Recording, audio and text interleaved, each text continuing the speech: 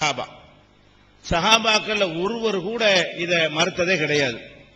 ஃபயகூனு இஜ்மான், ஹனஃபி கிதாபு தான் சொல்லுது, இது இஜ்மாவாக ஆகிவிட்டது அப்படின்னு சொல்றாங்க.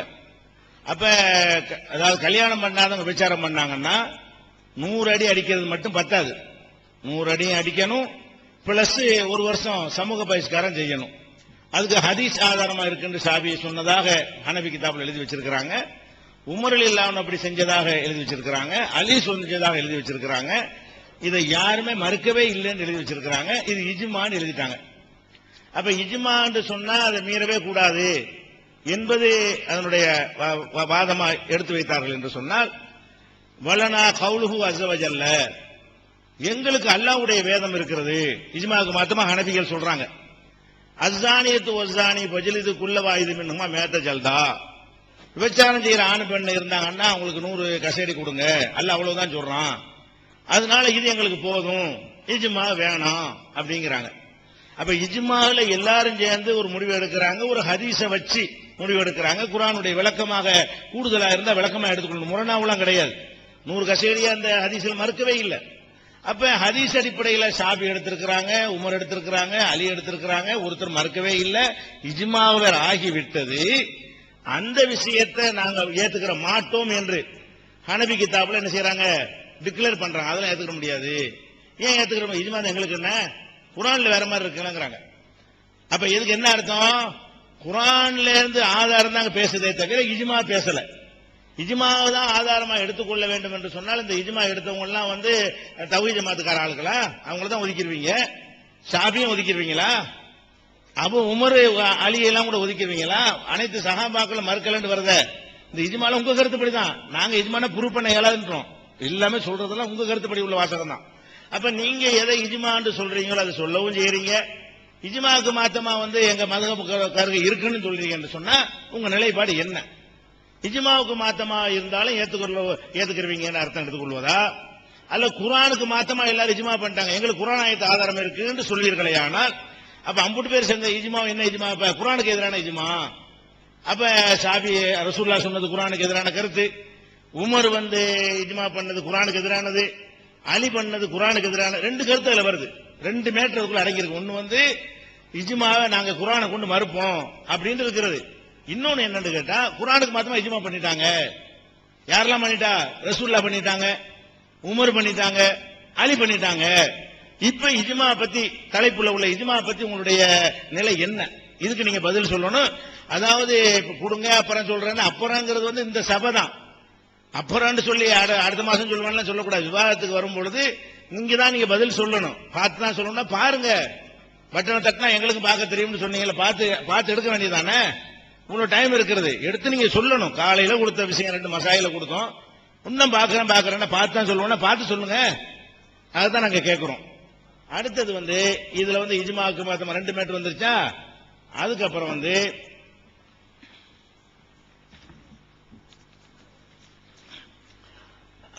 தஷஹுத் ஓதுறோம் இல்லையா, அத்தஹியாத்து ஓதுறோம்.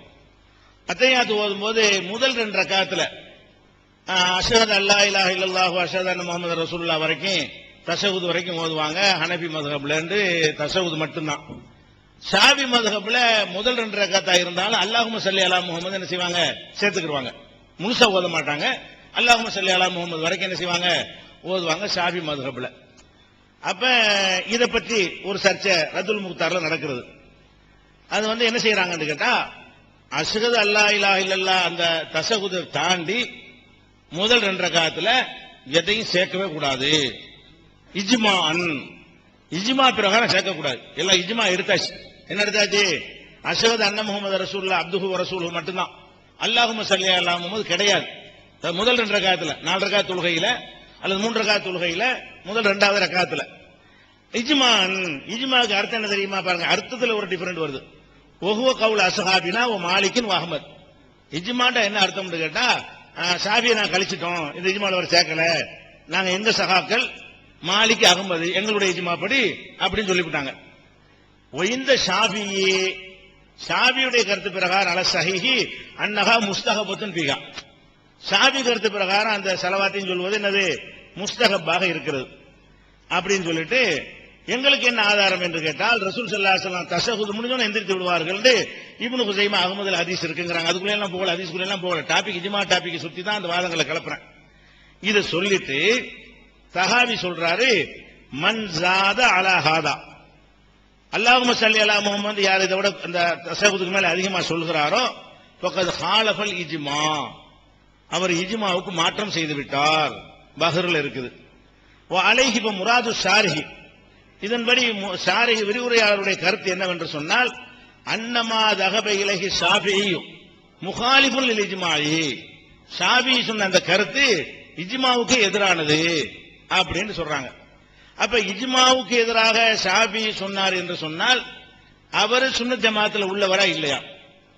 இஜ்மாவுக்கு மாத்தமா ஒரு கருத்தை சொன்னார்னு சொல்றீங்களே, இஜ்மாவுக்கு மாத்தமா சொன்னாரா இல்லையா? அந்த மசாயில் பகுதிக்கு நான் போகவில்லை, அதற்காக நாங்கள் இதெல்லாம் எடுத்து காட்டவும் இல்லை. காட்டுவதெல்லாம் இஜ்மா என்பதை நீங்கள் குழப்பி வைத்திருக்கிறீங்க. உங்க மதுஹபுல இஜ்மா என்று குழப்புகிறீர்கள். அதை வைத்துக்கொண்டு நீங்க பெரிய ஆதாரமா காட்டுகிறீர்கள். காலையில இருந்து சுபு வரைக்கும் நின்றா கூட உங்களுக்கு ஒரு ஆதாரத்தையும் காட்ட இயல. நாங்கெல்லாம் கூட ஒரு முடிவு செஞ்சுக்கிட்டு அது மார்க்க ஆதாரமாகும், எங்கள உள்ள எல்லாரும் ஏகபித்து செஞ்சு ஆயிரும் அப்படின்னு ஒரு ஆதாரம் கூட காட்ட முடியவில்லை. அதுக்கு தான் இதை சொல்லி காட்டுகிறேன் அப்படிங்கறதை நம்ம பார்க்கிறோம். அதே மாதிரி இமாம் உட்கார்ந்து தொழுகிறார். ஏதோ கால் வலி கை வலினாலும் என்ன செய்யறாரு, இமாமும் உட்கார்ந்து தொழுகிறார். உட்கார்ந்து தொழுதாங்கன்னா பின்னாடி உள்ள மாமூங்களும் உட்கார்ந்து தொழணும் என்று ஒரு ஹதீஸ் இருக்கிறது. அதுல பலரும் பலவிதமான வேற ஹதீஸ்களை வச்சு பலவிதமான வியாக்கியானங்கள்லாம் சொல்லிக் கொண்டிருக்கிறார்கள். அது நமக்கு பிரச்சனை இல்லை. இதுல என்ன மேட்டர்னு கேட்டா, இதுல இப்னு ஹிப்பான் அவங்க சொல்றாங்க, அன்னல் இமாம இதா ஸல்லா காயிதன், இமாம் உட்கார்ந்து தொழுதாரையானால் கான அலல் மூமினீன ஐயுஸல்லு குஊதன், இமாம் உட்கார்ந்து தொழுதா மாமும்கள் என்ன செய்யணும், உட்கார்ந்து தான் தொழணும். வக்தாபிஹி மின ஸஹாபதி, ஸஹாபாக்கள் இவ்வாறு ஃபத்வா கொடுத்தவர்கள் ஜாபிர் இப்னு அப்துல்லா, அபூ ஹுரைரா, உஸைத் இப்னு ஹுலைர், கைஸ் இப்னு ஃபஹ்து, இவங்க எல்லாம் ஃபத்வா கொடுத்திருக்கிறார்கள். வலம் யுர்வன் கைரிஹிம் மின ஸஹாபதி, ஸஹாபாக்கள் இவர்களை தவிர இவர்கள் அல்லாத மற்றவர்கள் வழியாக ஹிலாஃபு ஹாதா, இதுக்கு மாற்றமா ஒரு அறிவிப்புமே இல்லை. பீஸ்னாதின் முத்தசிலின், முத்தசிலான அறிவிப்பை கொண்டும் இல்லை. வலா முன்கத்தியின், முன்கத்தியான அறிவிப்பாளர் அறுபட்ட ஒரு ஹதீஸை கொண்டு கூட இல்ல. ஃபகான இஜ்மாஅன், எனவே இது இஜ்மாவாக ஆகிவிட்டது. உட்கார்ந்து தொழுதால் உட்கார்ந்து தொழ வேண்டும் என்பதுதான் சஹாபாக்கள் அத்தனை பேரும் யோகவித்து எடுத்த முடிவு. ஒல் இஜ்மாவு இந்தனா இஜ்மாவு சஹாபா, நம்மிடத்துல இஜ்மா என்பது சஹாபா இஜ்மா தான், வேற ஒன்றுல இஜ்மா கிடையாது. அது அப்தாபிஹி ஐலம் தாபியின, தாபியன்களையும் இவ்வாறு ஃபத்வா கொடுத்திருக்கிறார்கள் சில பேரு. அவ்வளமன் அபுத்தல தாலிக்க மினல் உம்மா, இந்த சமுதாயத்துல இத நாசமாக்கின ஒரு ஆளு அல் முகீரா இப்னு மிக்ஸம் அப்படிங்கிற ஒரு ஆளு. அகத அன்ஹு ஹம்மாத் இப்னு அபி சுலைமான், அவர் சொல்ல கேட்டுக்கிட்டு ஹம்மாத் இப்னு அபி சுலைமான் சொல்லிவிட்டாரு. சும்மா அகதஹு அன்ஹு அபு ஹனீஃபா, அவர் சொல்ல கேட்டுக்கிட்டு அபு ஹனீஃபா சொல்றாரு இஜ்மாவுக்கு மாத்தமா. சும்மா அன்ஹு அஸ்ஹாபுஹு, அதுக்கு பிறகு அவருடைய சகாக்கள் அதை பிடிச்சு தூங்குறாங்க அப்படிங்கிறாரு. யாரு? இப்னு ஹிப்பான் சொல்றாரு. அப்ப இப்னு ஹிப்பான் சஹாபாக்கள்லாம் இஜ்மா செய்து விட்டார்கள் என்று ஒன்றை காட்டுகிறார்கள். அதுக்கு மாற்றமாக இப்னு அபு ஹனீஃபா செஞ்சிட்டாரு, மீறிட்டாரு, இன்னார் தான் ஃபர்ஸ்ட் இந்த ஆரம்பிச்சு வச்ச ஆளு என்று சொல்லி சங்கிலி தொடரா சொல்கிறார்களே. அப்ப இஜ்மாவுக்கு மாற்றமாக அவர் சொன்னதுக்கு என்ன மேட்ரு? அதோட அதையும் சொல்றாரு. நான் காலையில முதல்ல சொன்னேன் இல்லையா, அபு ஹனீஃபா தன்னுடைய சொல்லுக்கு ஆதாரமாக ஜாபிர் அல் ஜூஃபி என்பவருடைய ஹதீஸை கொண்டாந்து காட்டுகிறாரு. இவர் தான் சொன்னாரு, நான் சந்திச்சதுல அவன் தான் பெரும் பையன் சொன்னாரு. அவரது கொண்டாந்து நெருக்கடி வந்தவன அவர் தடம் புரள்கிறாரு என்கிற விமர்சனம் அதை ஒட்டி தான் இப்னு ஹிப்பான் பண்றாரு. அப்ப இஜ்மா மூலமாக ஒன்று செய்யப்பட்டு இருக்கும் பொழுது ஒரு பொய்யனுடைய சொல்லை ஆதாரமாக வைத்து, அவர் யாரை பொய்யன் என்று சொன்னாரோ அப்படியான ஒரு ஆளை ஆதாரமாக வைத்துக் கொண்டு இஜ்மாவை உடைக்கிறாரு. இமாம் உட்கார்ந்தா பின்னாடி உள்ளவங்க உட்கார்ந்துள்ளுமா நிக்க சொல்லுமா எது சரிங்கிற சர்ச்சையை எடுக்கல. அது அல்ல பகுது, அது அல்ல. கேள்வி என்னன்னா, இப்னு ஹிப்பான் இதை இஜ்மான்னு ப்ரூவ் பண்றாரு. உங்க வாதப்படி இந்த மாதிரி சொன்னா இஜ்மா ஆயிரும்ல, இப்படித்தானே இஜ்மா நிரூபிக்கிறீங்க. இஜ்மான்னு சொல்லிட்டா இஜ்மா ஆயிரும்ல. அப்ப சஹாபாக்கள் ஒருத்தர் மறுக்காட்டி இஜ்மா ஆயிரும்ல, இது மறுக்கல. சில ஆளுக்கு சொல்லி இருக்கிறாங்கல்ல, லிஸ்டும் இருக்கிறது, பிந்தி தாபியன்கள் வேற சொல்லி இருக்கிறாங்க. அப்ப இஜ்மாவாக ஒரு ஆன விஷயத்துக்கு மாத்தமாக அபு ஹனீஃபா ஃபத்வா கொடுத்திருக்கிறார் என்று ஒரு குற்றச்சாட்டை இப்னு ஹிப்பான் சொல்கிறாரு. அப்ப உங்க இஜ்மாங்கிற உங்க நிலை என்ன? எதை வச்சு இஜ்மான்னு நீங்க வாதிடுறீங்க? இஜ்மான்டா என்னதான் சொல்ல வர்றீங்க அப்படிங்கிறதுக்கு என்ன இல்ல, அதுக்கு ஒன்றும் பதில் கிடையாது. அதுக்கு அடுத்து இப்ப திருமதி அவர்கள் ஒரு விஷயத்தை இஜ்மாங்கிறாங்க.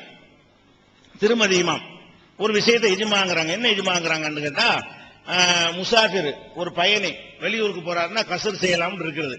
எத்தனை நாள் வரைக்கும் கசர் செய்யலாம் என்று கேட்டால் கணக்கே கிடையாது. அதாவது ஒயின் அழகி சினூன, இவ்வளவு நாள் தங்கிறது முடிவெடுக்காம இழுத்துக்கிட்டே போனால், ஒயின் அழகி சினூன, எத்தனை ஆண்டுகள் ஆனாலும் அவர் கசர் செய்யலாம் என்று சொல்லிவிட்டு இது இஜ்மாங்கிறார். சும்மா அஜ்மா அஹ்லுல் இல்மி, இல்மு வாசிகள் முடிஞ்ச. கண்ணியமிக்க சகோதரர்களே, மசாயில கேட்டிருக்கிறாங்க. உண்மையை நான் சொல்றேன், அப்பவும் சொல்றேன், இப்பவும் சொல்றேன்.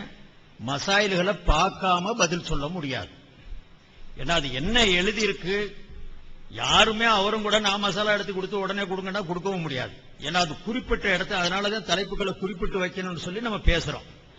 இன்ஷா அல்லாஹ் நிச்சயம் கொடுப்போம், எடுத்து பார்க்கிறோம். உங்களுடைய தலைப்பு அந்த பிரிண்ட் அவுட் எங்களுக்கு கொடுங்க. அந்த ஆனா ஒரு விஷயத்தை நான் உங்களுக்கு சொல்ல விரும்புறேன்.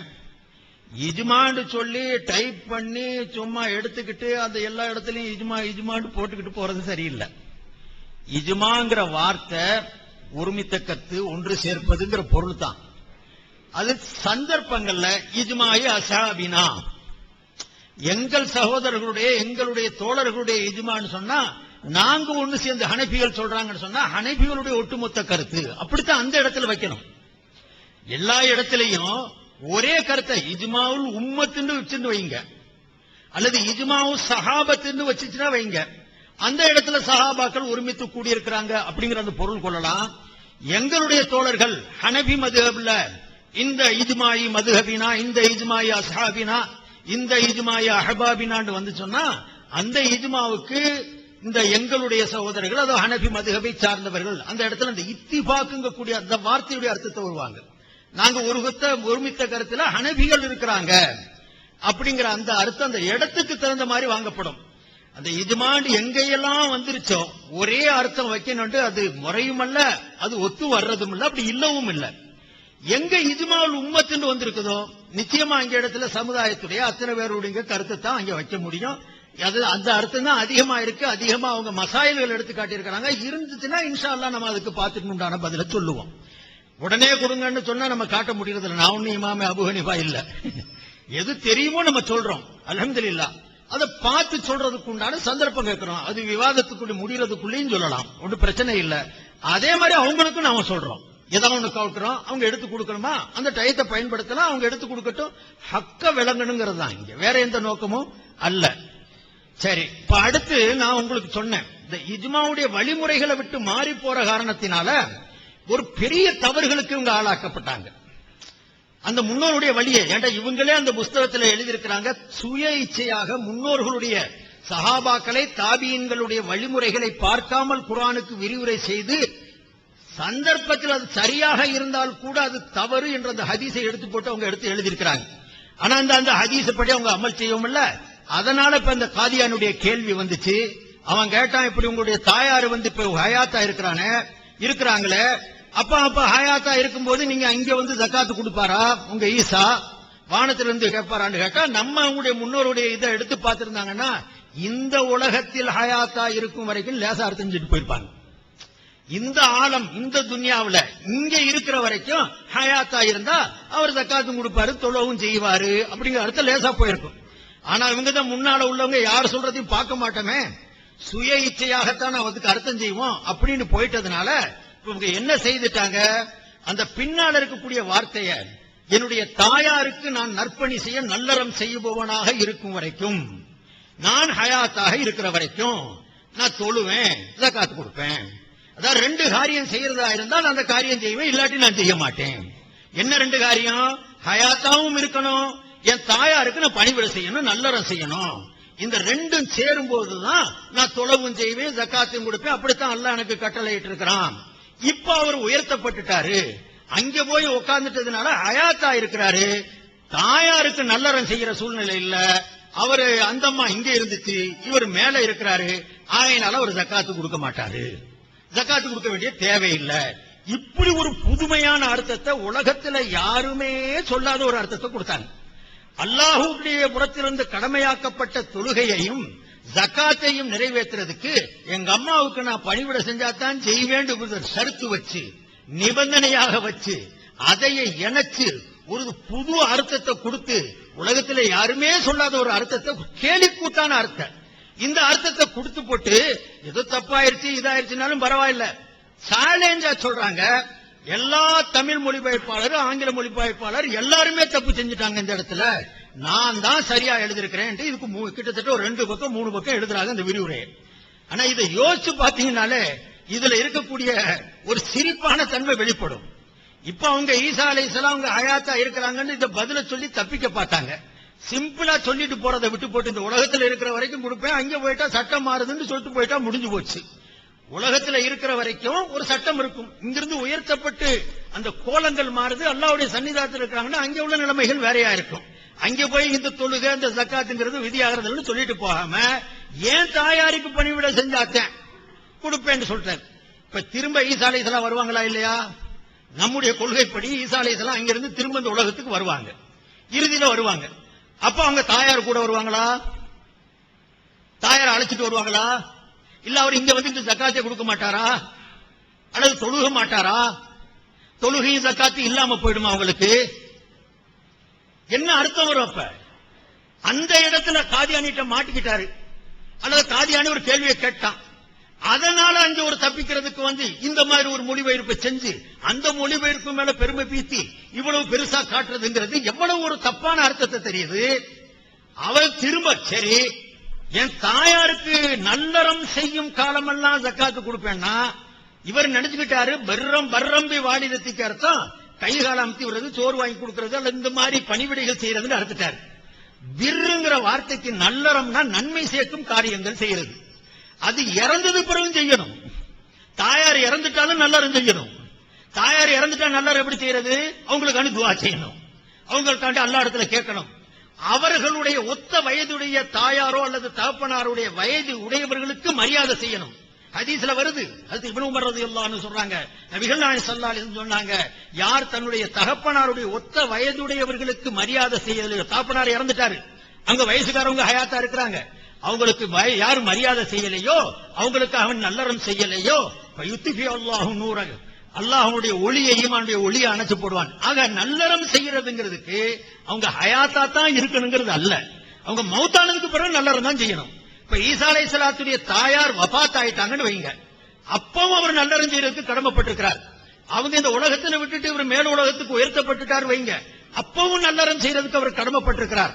அப்ப நல்லறம் செய்வதல் என்பது இவங்க அர்த்தப்படி அதை இணைச்சு போட்டு பார்த்தா கூட நல்லறம் செய்யுதல் என்பது ஈசா அலைஹிஸ்ஸலாத்துக்கு அங்கேயும் இருக்குது, மேல் உலகத்திலையும் இருக்குது. அப்ப என்ன செய்யணும்? இவங்க கருத்துப்படி அங்கேயும் ஜக்காத்து கொடு, அங்கேயும் தொழுகு, யாராவது ஒரு மலக்குமாரிகளை கொடுத்து ஜக்காத்தை கொடுத்துட்டு வா, இப்படிங்கக்கூடிய தப்பான அர்த்தம் அப்புறம் அங்கே கிளம்பிடும். சரி இல்ல நல்லறம்டா வெளிரங்க பணிவிடை அப்படிங்கிற அர்த்தம் வச்சுக்கிட்டோம் சொன்னா அப்ப நம்ம அந்த கேள்வி வரும். திரும்ப ஈசா அலைஹிஸ்ஸலாம் உலகத்துல இறங்கும் போது தொழவும் செய்வாங்க, ஜக்காத்து கொடுப்பாங்க, ஆனா தாயார கபர்ல இருந்து எழுப்பியா வர போறாங்க? அது இல்ல சகோதரர்களே.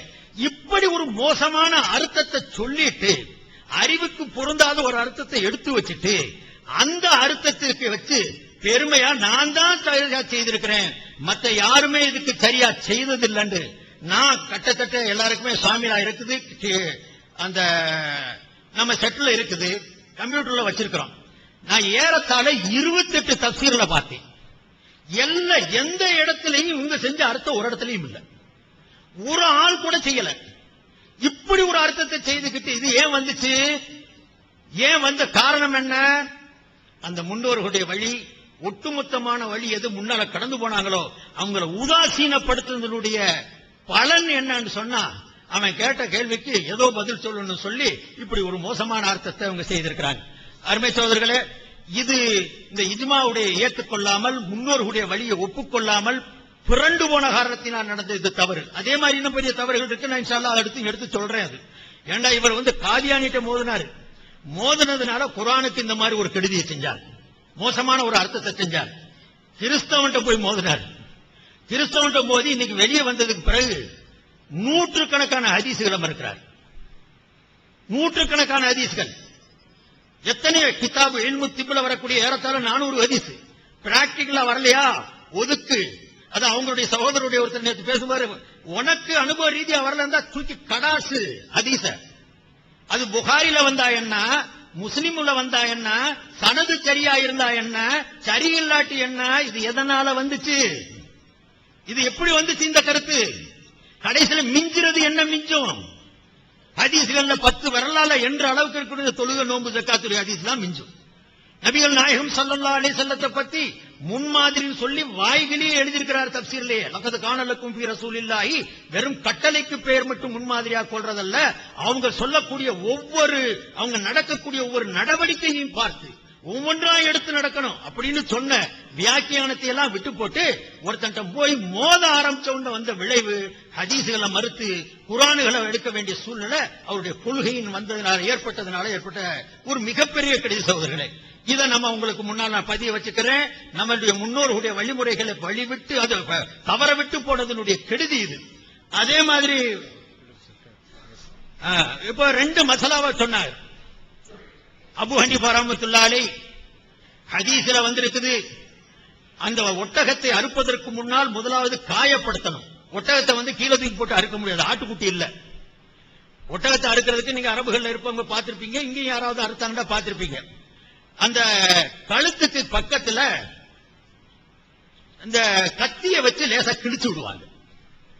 கிழிச்சு விட்டவுடனே அந்த ரத்தங்கள் அப்படியே வெளியே போகும். கரிகள் லேசா தோலை கிழிச்ச உடனே ரத்தங்கள் வெளியேறும். ரத்தங்கள் வெளியே போக போக போக அப்படியே ஒரு பக்கம் சாஞ்சிரும், சாஞ்சு படுத்துரும். அப்புறம் அறுப்பாங்க. அத நஹர்னு சொல்லுவாங்க, ஷியார்னு சொல்லுவாங்க, இஷார்னு சொல்லுவாங்க. இது ஹதீஸ்ல வருது. நபிகள் நாயகம் ஸல்லல்லாஹு அலைஹி வஸல்லம் ஒட்டகத்தை அறுக்கிறதுக்கு உண்டான வழிமுறைய சென்ற வருஷமோ என்னமோ பெங்களூர்ல ஒரு ஒட்டகத்தை அறுத்தாங்க. இந்த வழிமுறை தெரியாம 25-30 பேர் கயிறுகளை வட கயிறுகளை எடுத்து போட்டு ஒட்டகத்துக்கு மேல தூக்கி போட்டு அறுக்கிறதுக்கு முயற்சி பண்ணி எல்லாத்தையும் திமிரிட்டு ஓடி போச்சு. இந்த வழிமுறை தெரியாதனால. அதனால அறுப்பதற்குண்டான இந்த வழிமுறை காட்டினாங்க ஸல்லல்லாஹு அலைஹி வஸல்லம். இதை ஷியார்னு சொல்லுவாங்க. இதை அபூ ஹனீஃபா ரஹ்மத்துல்லாஹி அலைஹி மக்ரூஹ்னு சொன்னாங்க. உண்மைதான், அது சொல்லி இருக்காங்க.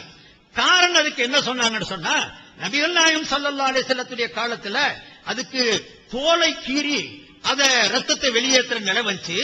பின்னால வரக்கூடியவங்க கொஞ்சம் கூட அதுக்கு அவருடைய முறைகளை கடைபிடிக்காமல் எலும்பு வரைக்கும் குத்தி. அன்புள்ள சகோதரர்களே, இப்ப ரசூல் ஸல்லல்லாஹு அலைஹி வஸல்லம் சஹாபாக்கள் ஒரு தப்பான முடிவு எடுக்கும் போது மறுக்காம மௌனமா அங்கீகரிச்சாங்க அப்படின்னா, அவன் ஊம ஷைத்தான் ரசூலுல்லாஹ் சொன்னாங்க. இப்ப சஹாபாக்கள் அதை செஞ்சாங்களா என்று கேட்டார். அந்த ஹதீஸை காட்டுங்கன்னு கேட்டோம். இந்த ஹதீஸ் தந்திருக்காரு. இது ஹதீஸே இல்ல.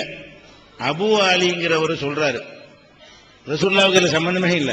அபு அலின்னு ஒரு ஆள் சொல்றாரு, மன் சக்கத்த அனில் ஹக்கி பஹுவ ஷைத்தானுன் அக்ரஸ். சத்தியத்தை சொல்லாம யார் மௌனமா இருக்கிறானோ அவன் தான் ஷைத்தான், ஊம ஷைத்தான். இதை ரசூலுல்லாஹ் சொன்னதாக இவ்வளவு பெரிய சபையில விவாதத்தில் வாதம் வைக்கும் பொழுது ரசூல் ஸல்லல்லாஹு அலைஹி வஸல்லம் சொன்னதாக என்ன செய்யறாரு, அவ்வளவு துணிவாக செய்கிறார். நான் இதை முன்ன பின்ன விட்டுட்டு செய்வேங்கிறாரு. ஒரு மொத்தமா விட்டடிக்கிறாரு. முன்ன உள்ள பின்ன உள்ளதான் பார்த்தான் செய்யணுங்கிறாரு. ரசூலுல்லாஹ் பேர்ல துணிஞ்சு என்ன செய்யறாரு, எவ்வளவு ரசூலுல்லாஹ் பேர்ல இட்டுக்கட்டி ஹதீஸ்ல சொல்லியிருக்காருன்னு நாளைக்கெல்லாம் நீங்க பாப்பீங்க.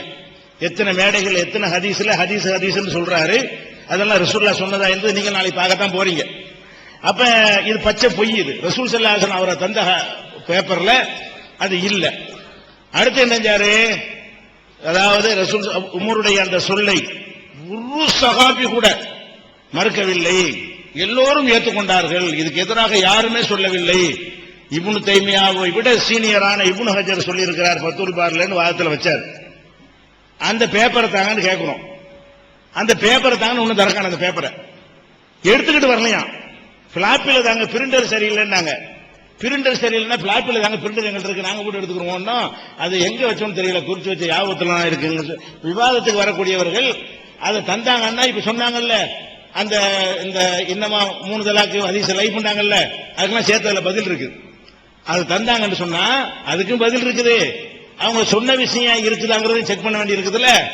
ஃபத்துல் பாரில இருக்குன்னு பச்சையா துணிஞ்சு ஒரு சபையில வைக்கிறாங்க. ஒருவர் கூட சொல்ல. அது எப்படி இப்னு தைமியாவோட கம்பேர் பண்ணி, இப்னு தைமியாவுக்குலாம் சீனியரா உள்ளவர், அண்ணன் கூட இப்னு ஹஜர் ரொம்ப பாராட்டுவாரு.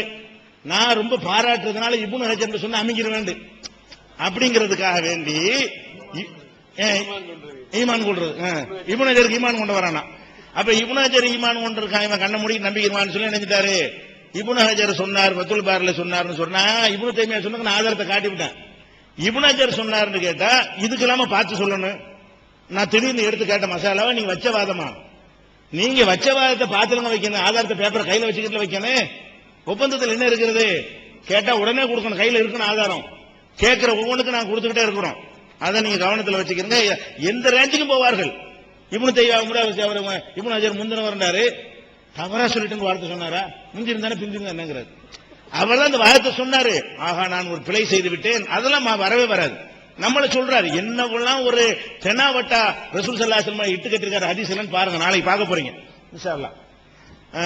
அடுத்து வாங்க, நான் இந்த வாதங்களை முடிச்சிட்டு, ஏன்னா இஜ்மா சம்பந்தமா சொல்ல வேண்டிய விஷயங்கள்லாம் வச்சுட்டு இன்னும் 2 அமர்வு தான் இருக்கு. அந்த 2 அமர்வுலாம் பதில்களை நான் எடுக்க போறேன். ஏன்னா வாதத்தை வச்சுக்கிட்டே இருக்கேன், நான் ஒன்னும் வைக்க முடியாம ஒரு சில பாயிண்ட்கள்லாம் மக்கள்கிட்ட நிலைநாட்ட முடியாம போயிடக்கூடாது என்பதற்காக வேண்டி. அடுத்து என்னன்னு கேட்டா, இப்ப இஜ்மாவுக்கு ஒரு உதாரணம் எடுப்போமே. இஜ்மா படி நம்ம நாட்டில் இப்ப ஜும்மா தொழுகிறோம்ல, ஜும்மா தொழுகிறதே கூடாது இஜ்மா படி. ஏன் கூடாது, எப்படின்னு சொல்றாங்கன்னு கேட்டா, சிறிய ஊர்ல ஜும்மா கிடையாது, இது இஜ்மா. என்ன சொல்றாங்க, அது பதாயி சனாலாம் சொல்றாங்க, லா ஜும்மா தவலா தஸ்ரீக இல்லா ஃபி மிஸ்ரின் ஜாமியின். பெரிய ஒரு நகரத்துல, ஜாமியான ஒரு நகரத்துல தான் ஜும்மா, வேற ஊர்ல ஜும்மா தொழுக கூடாது, தஸ்ரீக்கும் கிடையாது. அலி சொல்றாங்களா, ஜும்மா தஸ்ரீக்கு நோம்பு பெருனா ஹஜ்ஜி பெருனாவெல்லாம் பெரிய ஊருக்கு மட்டும்தானா, சின்ன ஊருக்கு என்ன இல்ல, நோம்பு பெருனா ஹஜ்ஜி பெருனாலும் கிடையாது அப்படின்னு அலின்னு சொன்னாங்களாம். ஓ கதன் நபி ஸல்லல்லாஹு அலைஹி வஸல்லம் கான யுகீமுல் ஜும்மாத பில் மதீனா, ரசூல் ஸல்லல்லாஹு அலைஹி வஸல்லம் கூட மதீனாவுல ஜும்மா நிலைநாட்டினாங்க. ஒமா ருவியல் இகாமத்து ஹவுலஹா, சுத்தி உள்ள ஊர்ல ஜும்மா நிலைநாட்டுறதுக்கு ஒரு அறிவிப்பு கிடைக்கல அப்படின்னு அதையும் சொல்லிடுறாங்க. இப்போ கதை சஹாபத்து ரலியல்லாஹு அன்ஹு அவர்களும் கூட ஃபதஹுல் பிலாத், பல ஊர்களை வெற்றி கொண்டார்கள். ஒமா நசபுல் மனாபிர இல்லா ஃபில் அம்சார், பெரிய பெரிய ஊர்ல தான் மெம்பர்களை ஏற்படுத்தினாங்க, சின்ன ஊர்ல எல்லாம் கிடையாது. இப்போ கான தாலிக இஜ்மாஅன் மின்ஹும் அலா அன்னல் மிஸ்ர ஷர்துன், இது அவங்க இஜ்மா செஞ்சிருக்கிறாங்க, பெரிய நகரமா இருப்பது ஷர்த்து, பெரிய நகரமா இருந்தா தான் ஜும்மாவே தொழுவணும். இப்ப இது இஜ்மா வச்சா இஜ்மான்னு சொல்லி முடிச்சிட்டாங்க. அப்ப இஜ்மான்னு சொல்லிவிட்டு அவ்வளவு பேசிமாம்கள்ல இருக்கிற ஆட்கள்ல ஒரு 95% பேரு ஜும்மா எங்க தொழுவ கூடாது இஜ்மா பிரகாரம் அங்க போய் இமாமா இருக்கிறாங்க. எந்த ஊர்ல மிஸ்ருண்டா என்னங்கிறது விளக்கம்லாம் இருக்கிறோம், அமி இருக்கணும், காலி இருக்கணும், அதெல்லாம் இருக்கு, தனியா இருக்கிறது. அப்ப அந்த மாதிரி ஜும்மாவே கூடாது என்று இஜ்மாவாம். இஜ்மா லட்சணம் வழங்குதா, இஜ்மா இஜ்மா சொல்லுவாங்கன்னு சொல்றேன்ல, என்ன இஜ்மான்னு அடிச்சுக்கிறது. அப்ப இது இப்படி ஒரு இஜ்மா நடக்கவும் கிடையாது, இஜ்மா ஜும்மா சொல்லுறது அப்படியாது, எந்த கண்டிஷன் கிடையாது. அந்த தலைப்பு விவாதிச்சுக்கலாம். சரி, உங்க கருத்து இஜ்மா எடுத்துட்டாங்களே, இஜ்மாவை நீங்க இஜ்மா பண்ணி மீறீங்களா, அதிக இஜ்மா பண்ணி பேசிமாம்களை உற்பத்தி பண்றீங்களா, மதரசாக்களை பூட்டி போடலாம், ஒரு மதரசா போதும். பெரிய நகரங்களுக்கு மட்டும் இமாம் அனுப்புறதா இருந்தா, பெரிய நகரங்களுக்கு மட்டும் ஜும்மாவுக்கு ஆள் அனுப்புறதா இருந்தா 3 மதரசா தேவையில்லை. பெரிய நகரம் எத்தனை இருக்க போது, 30 மாவட்ட தலைநகரம் இருக்காங்க, அதாவது காலி கோர்ட்டு நீதிபதிலாம் இருப்பாங்க. ஒரு தாலுகா அளவுல எடுத்துக்கிட்டீங்கன்னா ஒரு 100 பேர், 100 போதும் மொத்தம். அப்ப ஏன் எல்லா ஊர்லயும் போய் இமாமா நடத்துறீங்க? அப்ப இஜ்மாங்கிற விளையாட்டுக்கு இஜ்மான்னு சொல்றது, இதுக்கெல்லாம் ஒரு கூடி முடிவு எடுக்கலாம் கிடையாது. சும்மா என்னத்தையா சொல்லுவது, என்னத்தையா இஜ்மான்னு சொல்லிக்கிறது. அதே மாதிரி இன்னொரு இஜ்மா பாருங்களேன். இப்ப நம்ம மதுஹப்ல ஹஜ்ஜில தல்பியா சொல்றோம், லப்பைக்கு தல்பியா சொல்றோம்ல, அது மாதிரி தொழுகையை முடிக்கும் போது அஸ்ஸலாமு அலைக்கும் சொல்லி சலாம் கொடுத்து முடிக்கிறோம், அறுக்கும் போது பிஸ்மில்லா சொல்லி அறுக்கிறோம். இதை பத்தி பேசுறாங்க. எப்படி சொல்றாங்கன்னா, அம்ம தல்பியத்து பில் ஹஜ்ஜி, ஹஜ்ஜில சொல்ற தல்பியா, வஸ்ஸலாமு மின ஸலாத்தி, தொழுகையிலிருந்து முடிக்கிற சலாம், ஒரு தஸ்மியத் அல்லது அபிஹத்தி, அறுக்கிறதுக்கு அல்லாஹ்வுடைய பேரை சொல்றது, இவையெல்லாம் ஜாயிசுன் பிகைரில் அரபியத்தி, அரபி இல்லாத பாஷையில செஞ்சாலும் இது கூடும். மால் குதிரத்தி அலைஹா, அரபி தெரிஞ்சு கூட அத்தியாயத்தில் உட்கார்ந்துக்கிட்டு உங்கள் மீது சாந்தி உண்டாகட்டும், உங்கள் மீது சாந்தி விட்டான்னு தொழுகையை முடிக்கலாம், கூடும். அது கூடும்னா உங்க கருத்து அது வாதம் பண்ற விஷயம் ஆக்கிடலாம். அதுவும் நிறுத்திடும். இஜ்மான் கூடுங்கிற என்ன ஆதாரம்? இஜ்மா. அப்ப சஹாபாக்கள்லாம் அஜ்மில அரபி அல்லாத பாஷையில சலாம் சொன்னாங்க. அப்படியா? இஜ்மான யார் செஞ்ச இஜ்மா? எப்ப செஞ்ச இஜ்மா? எந்த மதுஹபுடைய இது இஜ்மா? இது எப்ப இது முடிவு எடுத்தாங்க? இது இஜ்மான் யார் கண்டுபிடிச்சா? அப்ப சலாம் கொடுக்கிற தமிழ்ல தொழுகையில சலாம் கொடுக்கலாங்கிறீங்க, ஹஜ்ஜில போயிட்டு வந்து விட்டேன் நான் ஒரு பாட்ட படிக்கணும், வந்து விட்டேன் இறைவான்னு சொல்லி படிச்சுட்டு போட்டு தல்பியாக போல சொன்னான்னு வைங்க, அது ஓகே. அரபி தெரிஞ்சாலும் செஞ்சா ஓகே. இது இஜ்மாவா? இஜ்மாண்ட என்ன விளங்கிருச்சா? என்னத்தையாவது இஜ்மாங்கிறது? இஜ்மா சேஃப்டி சொன்னார், சேஃப்டி தான். யாருக்கு சேஃப்டி? வாயில வந்து விட்டு அடிக்கிற ஆளுகளுக்கு சேஃப்டி. குர்ஆன்ல எடுத்து காட்ட சொல்லிடுவான், எங்கடா இந்த வசனம் நம்பரு, ஹதீஸ்னா இஜ்மாண்ட என்ன? இஜ்மா எங்க போய் தடுவாங்க? இஜ்மா கண்டுபிடிக்க என்ன என்ன என்ன இருக்குது? இஜ்மான்னு கண்டுபிடிக்க இஜ்மா தான் என்ன ஆதாரம்? இஜ்மாப்பா சேஃப்டி. யாருக்கு சேஃப்டி? அப்ப இஜ்மாங்கிற பேர்ல இந்த மாதிரி சலாமுல்ல இது பண்றதெல்லாம் இருக்கிறது. அப்ப இதே மாதிரி இருக்குது. அதே மாதிரி என்னன்னு கேட்டா பாருங்க, இவங்க செஞ்ச இஜ்மாகள் எப்படின்னு பாருங்க. திருட்டுக்கு இஜ்மா. என்ன திருட்டு? லேட்டஸ்ட் திருட்டுன்னு ஒண்ணு சொல்றாங்க, லரீஃப். அது என்னன்னு கேட்டா, இதாக்கான லிஸ்ஸு உலனா உலகமா மாறுவியன் செய்தன அலியின் வெளியெல்லாம் கொண்டு அன்னஹு கால இதாக்கான லிஸ்ஸு லரீஃபன் லம் யுக்தர். ஒரு லேட்டஸ்டா ஒருத்தன் திருடினான்னு சொன்னா அவனை திருடக்கூடாது. அது எப்படி லேட்டஸ்டா திருடுவது என்று ஒரு கேள்வி வேற கேட்கிறாங்க. அப்ப அலி ரலியல்லாஹு விளக்கம் சொல்றாங்களாம், யுதுகிலு யதஹு, கைய உள்ள விடுறது, இலத்தாரி வீட்டுக்குள்ள விடுறது, ஒ யும்கினுஹு துஹூலுஹா, உள்ள போய் களவாங்க வழி இருந்தும் கூட உள்ள போகாம கையை விட்டுட்டு சாமான எடுக்கிறது. இப்படி திருடிட்டு போயிட்டான்னு சொன்னா அவனுக்கு தண்டனை, கையை வெட்டக்கூடாது. இது பிரச்சனை, உங்க சட்டம் அது பிரச்சனை இல்ல, சட்டம் சொல்லிட்டு போங்க, நம்ம சொல்லிட்டு போங்க. உலம் யுன்கல் அன்கர் அலைஹி முன்கினும், இதை ஒருத்தருமே மறுத்ததே கிடையாது. பொய்கூன் இஜ்மான், எனவே இஜ்மா ஆகிவிட்டது. சைபுல் ரஷாதி வீட்டுல போய்கிட்டு இந்த மாதிரி ஜன்னல்ல கை விட்டு எடுத்துட்டு வந்தா ஒருத்தர் மறுப்பதில்லை, மறுக்க மாட்டார். எல்லாரும் மறுக்கிற விஷயம் ஒருத்தர் மறுக்கலையா? உலகத்துல எவனுக்கு நடந்தாலும் மறுப்பான். இது இந்த மாதிரி ஒரு சம்பவம் எவனுக்கு நடந்தாலும் என்னங்கடா இது என் வீட்டுல இப்படி ஏத்துறதுன்னு கேட்பான். ஒருத்தர் மறுக்கவே இல்லை. இது இஜ்மா. அப்ப இஜ்மாண்ட என்னத்தையா சொல்லிட்டு இஜ்மா, இதுதான் உங்களுடைய இஜ்மாவுடைய தன்மையாக இருக்கிறது என்பதை நான் என்ன செய்யறேன், பதிவு செய்ய விரும்பிக் கொள்கிறேன். அதே மாதிரி நிறைய இது மாதிரி இருக்குது. அள்ளி போட்டா அது ஒரு நாள் தான் டைம் இருக்கு, 2 அமர்வு தான் இருக்குது. தொகுத்து சொல்ல வேண்டி இருக்கிறது, விடுபட்டதுக்கு பதில் சொல்ல வேண்டியதெல்லாம் இருக்கிறது. அதனால சில மேலோட்டமா ஓடிக்கொண்டிருக்கிறேன். இப்ப வித்தர்ல ஒரு குனூத் ஓதுவாங்க, அல்லாஹும்ம இன்னா நஸ்தஈனுக, அது ஓதுவாங்க. ஹனபியாக்கள்கிட்ட இதுல உள்ளது. அது சுன்னத்தும், அது எங்களுக்கு பிரச்சனை இல்லை, அது தனி வாதம்.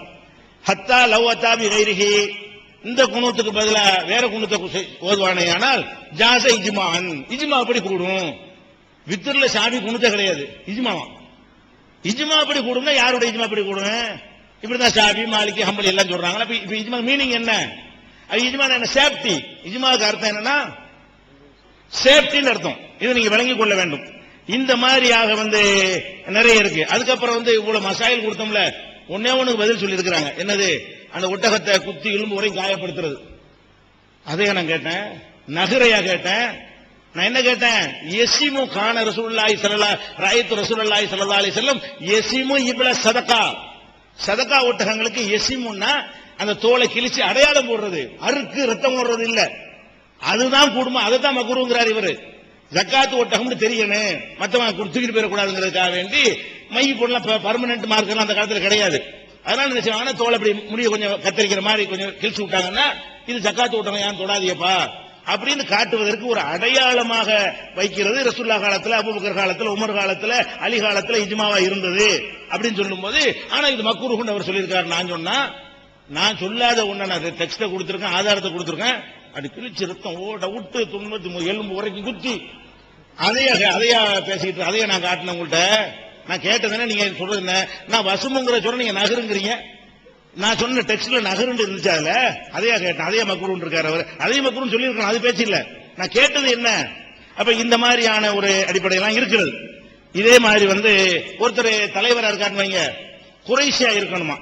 குறைஷியா இருக்கிறது இஜ்மாவா? ஒரு ஜனாதிபதியா இருக்கிறது யாரு தான் இருக்கணும்? குறைஷியா இருக்கணும். ஆனா அபூ ஹனீஃபா என்ன செய்யறாரு? அதெல்லாம் ஷர்த்து கிடையாது, யார் வேணாலும் இருக்கலாங்கிறாரு. யார் வேணாலும் இருக்கலாங்கிறது நல்ல கருத்தா இருக்கலாம். இப்ப பேச்சு அது இல்ல, இஜ்மா படி குறைஷி தான் இருக்கணுமா. ஆனா அபூ ஹனீஃபா சொல்ற அப்படி அவசியம் கிடையாதுங்கிறாரு. அதெல்லாம் ஷர்த்து கிடையாது, யார் வேணாலும் இருக்கலாம் தலைவரா அப்படின்னு சொல்லி இருக்காருன்னா அது என்னது? அதெல்லாம் உங்க கிதாபுல 10 ஃபைலுல் பாரி, ஷரஹுல் புகாரில இருக்குது, எல்லாமே ஆதாரம் இருக்கிறது. அப்ப இதெல்லாம் வச்சு பார்க்கக்கூடிய நேரத்தில் இஜ்மா என்கிற ஒரு மேட்ரு கிடையவே கிடையாது. அப்படிலாம் முடியாது. எல்லாரும் கூடவும் இயலாது, முடிவெடுக்கவும் இயலாது. 50 பேர் இந்த காலத்தை ஷாபி ஹனபி மாலிக் ஹம்பலி ஒன்னா கூடி முடிவெடுக்க இயலுமா? அஸ்ஸலாமு அலைக்கும் வரஹ்மத்துல்லாஹி வபரகாத்துஹு. அருமைத்தவர்களே, இஜ்மாங்க கூடிய வார்த்தை எங்கெல்லாம் கிடைச்சிருச்சோ அள்ளி கொட்டிட்டார். வேற ஒண்ணும் இல்ல. அவளுக்கு எங்கெல்லாம் இஜ்மான்னு கிடைச்சோ, பொதுவாவே அது ஒரு நோய். அது ஏதாவது ஒன்ன பார்த்த உடனேயே விரலாட்டுறதுன்னு ஒரு ஹதீஸ் வந்து நான் அடுத்து சொல்லும்போது சொல்றேன். ஒரு இடத்துல ஹதீஸ்ல கைய உயர்த்தினாங்க, கைய ஆட்டினாங்கன்னு இருக்கு. அர்த்தம் செஞ்சாரு விரல் ஆட்டினாங்கன்ட்டு. வாயில் இப்னு ஹுஜர் பனிகாலத்தில் மதீனாவுக்கு வந்தார். ஏராளமான மக்கள் போர்வையை போத்தி உள்ளே கைகள், அவர்களுடைய கைகள் அசைத்து கொண்டிருந்தன. தஹர்ரக ஐதீஹிம் தஹத ஜுல்லு சியாபி அவ் கமா கால். அதிகமான பெரும் துணிகளை போட்டு உள்ளுக்குள்ள இருந்து கைகள் அசைந்து கொண்டிருந்தது அப்படின்னு வந்துச்சு. அங்கே கைகள் அசைஞ்சிருந்தா அவர் ரஃபையதீன காட்டிக்கிட்டு இருந்தார். கைகள் போர்வைக்குள்ள கையை தூக்குனாங்க, இறக்குனாங்க, போர்வைக்குள்ளேயே கையை கட்டினாங்க. இதை அவர் சொல்றார். மற்ற ரிவாயத்துக்கள் அது சுத்தமா ஏற்பாவுன ஐதியம் தெளிவாகவும் வருது. ஆனா இங்க தஹர்ரக்குன்னு வந்துட்டு பாருங்க, ஆட்டுனாங்கன்ட்டு அசைச்சாங்கன்ட்டு அந்த கைகளையே விரல் ஆக்கினார். அத பார்க்கும்போது எந்த பார்வையும், நான் அடுத்து நாளைக்கு சொல்லும் போது சொல்றேன், இமாமுக்கு உறுப்பு சிறுசா இருக்குன்னு மேல உறுப்புக்கு போயிட்டார் அவரு. ஏன்னா அந்த நோய் அது. அந்த பார்த்த உடனே எந்த உறுப்பு அது கண்ணில் இருக்குதோ எது இருக்குதோ அப்படி பாடுறது. இப்ப இஜ்மான்னு பிடிச்சாரு, எங்கெல்லாம் பட்டனை தட்டி எடுத்தாரு கம்ப்யூட்டர்ல. இஜ்மா இஜ்மா இஜ்மான்ட்டு இதெல்லாம் ஒரு இஜ்மா, பிக்குல இந்த இஜ்மா, அந்த இஜ்மா, இந்த இஜ்மா. இதுக்கு ஒரே பதில் என்னன்னு சொன்னா, இஜ்மா என்ற வார்த்தை உசூல்ல வந்தா வேற. அது இஜ்மாவுல் உம்மத்து, சர்வ சமுதாயமும் சேர்ந்து சொன்ன கருத்து. மசாயில்கள்ல வரும் பொழுது ஒருமித்த நாங்கள் எங்களுடைய ஒருமித்த கருத்து கொண்ட ஹனபியா இருந்தா ஹனபியாவங்க, ஷாஃபியா இருந்தா ஷாஃபியா இருந்தவங்க, இப்படி சேரக்கூடிய அர்த்தத்துல தான் இந்த இஜ்மா பயன்படுத்தப்படுது. உதாரணமா சலாத்துன்னு வருது, தொழுகன்னு எல்லாத்துக்கும் தெரியும். சல்லு அலைஹின்னு சொன்னா அவனுக்கு ஜனாதா தொழுகைங்கிற அர்த்தமும் இருக்குது. சல்லு அலைஹின்னா அவங்க மேல ரஹமத்துடைய துஆ செய்யுங்கன்ற அர்த்தமும் இருக்குது. அது எந்த இடத்துல வருதோ அந்த இடத்துக்கு தகுந்த மாதிரி தான் சொல்ல முடியும். அஸ்ஸலாத்து ஹல்ஃப குல்லி பிர்ரின், அஸ்ஸலாத்து அலா குல்லி பிர்ரின் வ ஃபாஜிரின் ஹதீஸ்ல வருது. ஒவ்வொரு நல்லவன் கெட்டவன் மீது தொழுகை நடத்துங்கள். அப்ப ஜனாதா தொழுகைன்னு அர்த்தம். அது அதே இத சல்லா அலைஹின்னு வந்துச்சுன்னு வைங்க, அவருக்கு மேல சலாசா தொழுகை வச்சாங்கிற அர்த்தம் தான் ஒவ்வொரு இடத்துல வரணுங்கிறது இல்ல. அவருக்காண்டி துஆ செய்தாங்க, அவங்களுக்காண்டி ரஹமத்துடைய துஆ செய்தாங்க. அந்த இடம் பொருள் ஒண்ணு இருக்குதுங்க. அதை மாற்றி கொடுத்தோம்னா இந்த மாதிரி ஏடா குடம் தான் வரும். எந்த பொருள்ல எந்த இடத்துல பயன்படுத்தப்பட்டிருக்குங்கிறது விளங்கணும். அது முக்கியமான பாயிண்ட். அது 20 கிலோமீட்டர் ஸ்பீட்ல போண்டு ஓட்டிங்க, ஸ்கூல் பக்கத்துல போர்டு போட்டிருக்கிறான்னா காருக்காரனுக்கு போட்டது. அது நடந்து போற 20 கிலோமீட்டர் ஸ்பீட்ல ஓடக்கூடாது. இங்க அவனுக்கு போடல. அது அதை இடம் பொருள் பார்க்கணும். போட்டிருக்கிறான் 20-40 கிலோமீட்டர் ஸ்பீடு தான் போட்டிருக்கிறான். எந்த இடத்துல பயன்படுத்தப்படுதுங்க கூடியதை அதை பார்த்து தான் அர்த்தம் செய்யணும். அதை விளங்கிட்டாங்கன்னு சொன்னா நிச்சயமா இந்த கேள்விகள் எழும்பாது. நான் அதனாலதான் சொன்னேன், மசாயில்கள்ல வருது. மசாயில்களை பார்க்காம பதில் சொல்ல முடியாது. பொதுவாக எனக்கு தெரிஞ்ச வரைக்கும் மசாயில்கள் எடுத்து பார்த்தா இஜ்மாவுக்கு அர்த்தம் எல்லா உம்மத்தும் சேர்ந்து வச்சாங்க கூடிய அர்த்தம் அல்ல. நான் உங்களுக்கு சொல்றதுக்கு காரணமே இஜ்மா இஜ்மான்னு நாங்களோ, அவர் எங்களை கூட நான் ஆரம்பத்திலேயே சொன்னேன், இந்த சுன்னத்து ஜமாத்தை சேர்ந்தவர்கள் எல்லாம் இஜ்மா இஜ்மான்னு கிறுக்கு பிடிச்ச அலைகிறான்னு எங்களை சொல்றாரு. அந்த இது இருந்தா நான் உங்களுக்கு போட்டு காட்டுறேன், பின்னால எடுக்கிறாரு நான் பிலிப்ஸ். ஆக அந்த இஜ்மாங்க கூடியதை சொல்றவனை கிறுக்கன் கேனைய இவனுக்கு பூரா பித்து பிடிச்ச அலைகிறானுங்க. இந்த மாதிரி வார்த்தைகளை ஜமாத்தை பூரா கூட்டு இந்த இஜ்மான்னு சொல்ற அம்புட்டு கிறுக்கனை கூப்பிடு. பல கிறுக்கு பிடிச்ச அலைகிறாங்க இஜ்மான்னு சொல்லிட்டு. யாரெல்லாம் இஜ்மா இஜ்மாங்கிறான எல்லாத்தையும் வணக்கம். நான் அந்த கிறுக்கு பிடிச்ச ஆளுகளா சொல்றேன். அந்த மாதிரி இஜ்மா இஜ்மான்னு சொன்ன இமாம நவவின்னு ஒரு இருக்கேன். அவர் எழுதுறாரு, என்ன இஜ்மாம நவவி என்னை மன்னிக்கணும், அவர்கிட்ட நான் மன்னிப்பு கேட்டுக்கிறேன். ஏண்டா அவருடைய சொல்றேன் திருக்கேன்.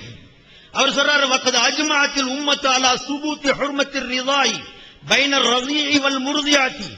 அந்த ஒரு நீண்ட தகவல துஹ்பத்துல் ஆபிதில ஷரஹ் ஜாமி திருமதியில எடுத்து எழுதுறாங்க. இமாம் நவவியுடைய சொல்ல என்ன எழுதுறாங்க, பால் குடித்து ஒரு சிறு பிள்ளைக்கு கொடுத்துட்டான் ஒரு தாய்.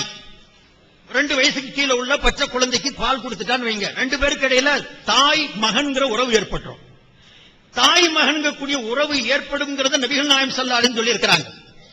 ஆனால் எல்லா இஜ்மாவான சட்டம் என்ன தெரியுமா, தாயும் மகனுமாக திருமணம் செய்து கொள்ள முடியாது. அந்த அளவுக்கு தான் அந்த சட்டமே தவிர சொத்துல பங்கு கிடைச்சிருமா, செலவு செய்ய வேண்டியது வருமா? பராமரிக்கக்கூடிய பொறுப்பு இருக்குதா? இதையெல்லாம் இல்லை என்று இது இஜ்மாவான சட்டம். இப்ப இதை நீங்க மறுக்கணும்னு சொன்னா குர்ஆன் ஹதீஸை வச்சு சொல்லணும். இதெல்லாம் இல்லன்னு குர்ஆன்ல வந்திருக்கு, ஹதீஸ்ல வந்திருக்குது அப்படின்னு சொல்ல முடியலன்னு சொன்னா, இந்த சட்டமா எடுத்து வச்சது இஜ்மாவுல் உம்மத்துன்னு சொன்னா, ஹனஃபிட்டையும் அதுதான், ஷாஃபிட்டையும் அதுதான், ஹம்பலிட்டையும் அதுதான், மாலிகிட்டையும் அதுதான். வழிகட்டவனா எவனா இருந்தா வேண்டாம், வேற மாதிரி சட்டங்கள் சொல்லலாமே தவிர ஒட்டுமொத்த சமுதாயத்துடைய சட்டம் இமாம் நவவிங்கிற அந்த கிறுக்கர் சொல்றாரு. இவர் அந்த கிறுக்கரை கூப்பிடுறேன். நான் அது கூட சொல்றது மகா கிறுக்கண்டா இப்ப பிஜேபி சொல்லணும். ஏன்னா அவர் கூட இஜ்மாவத்தான் சொல்றாரு. நான் ஜக்காத்துடைய விஷயத்துல எடுத்து காட்டினேன். ஜக்காத்துடைய விஷயத்துல அத்தனை பேரையும் சேர்த்து நாங்க 13 பேர் சேர்ந்து சொல்லிட்டோம்.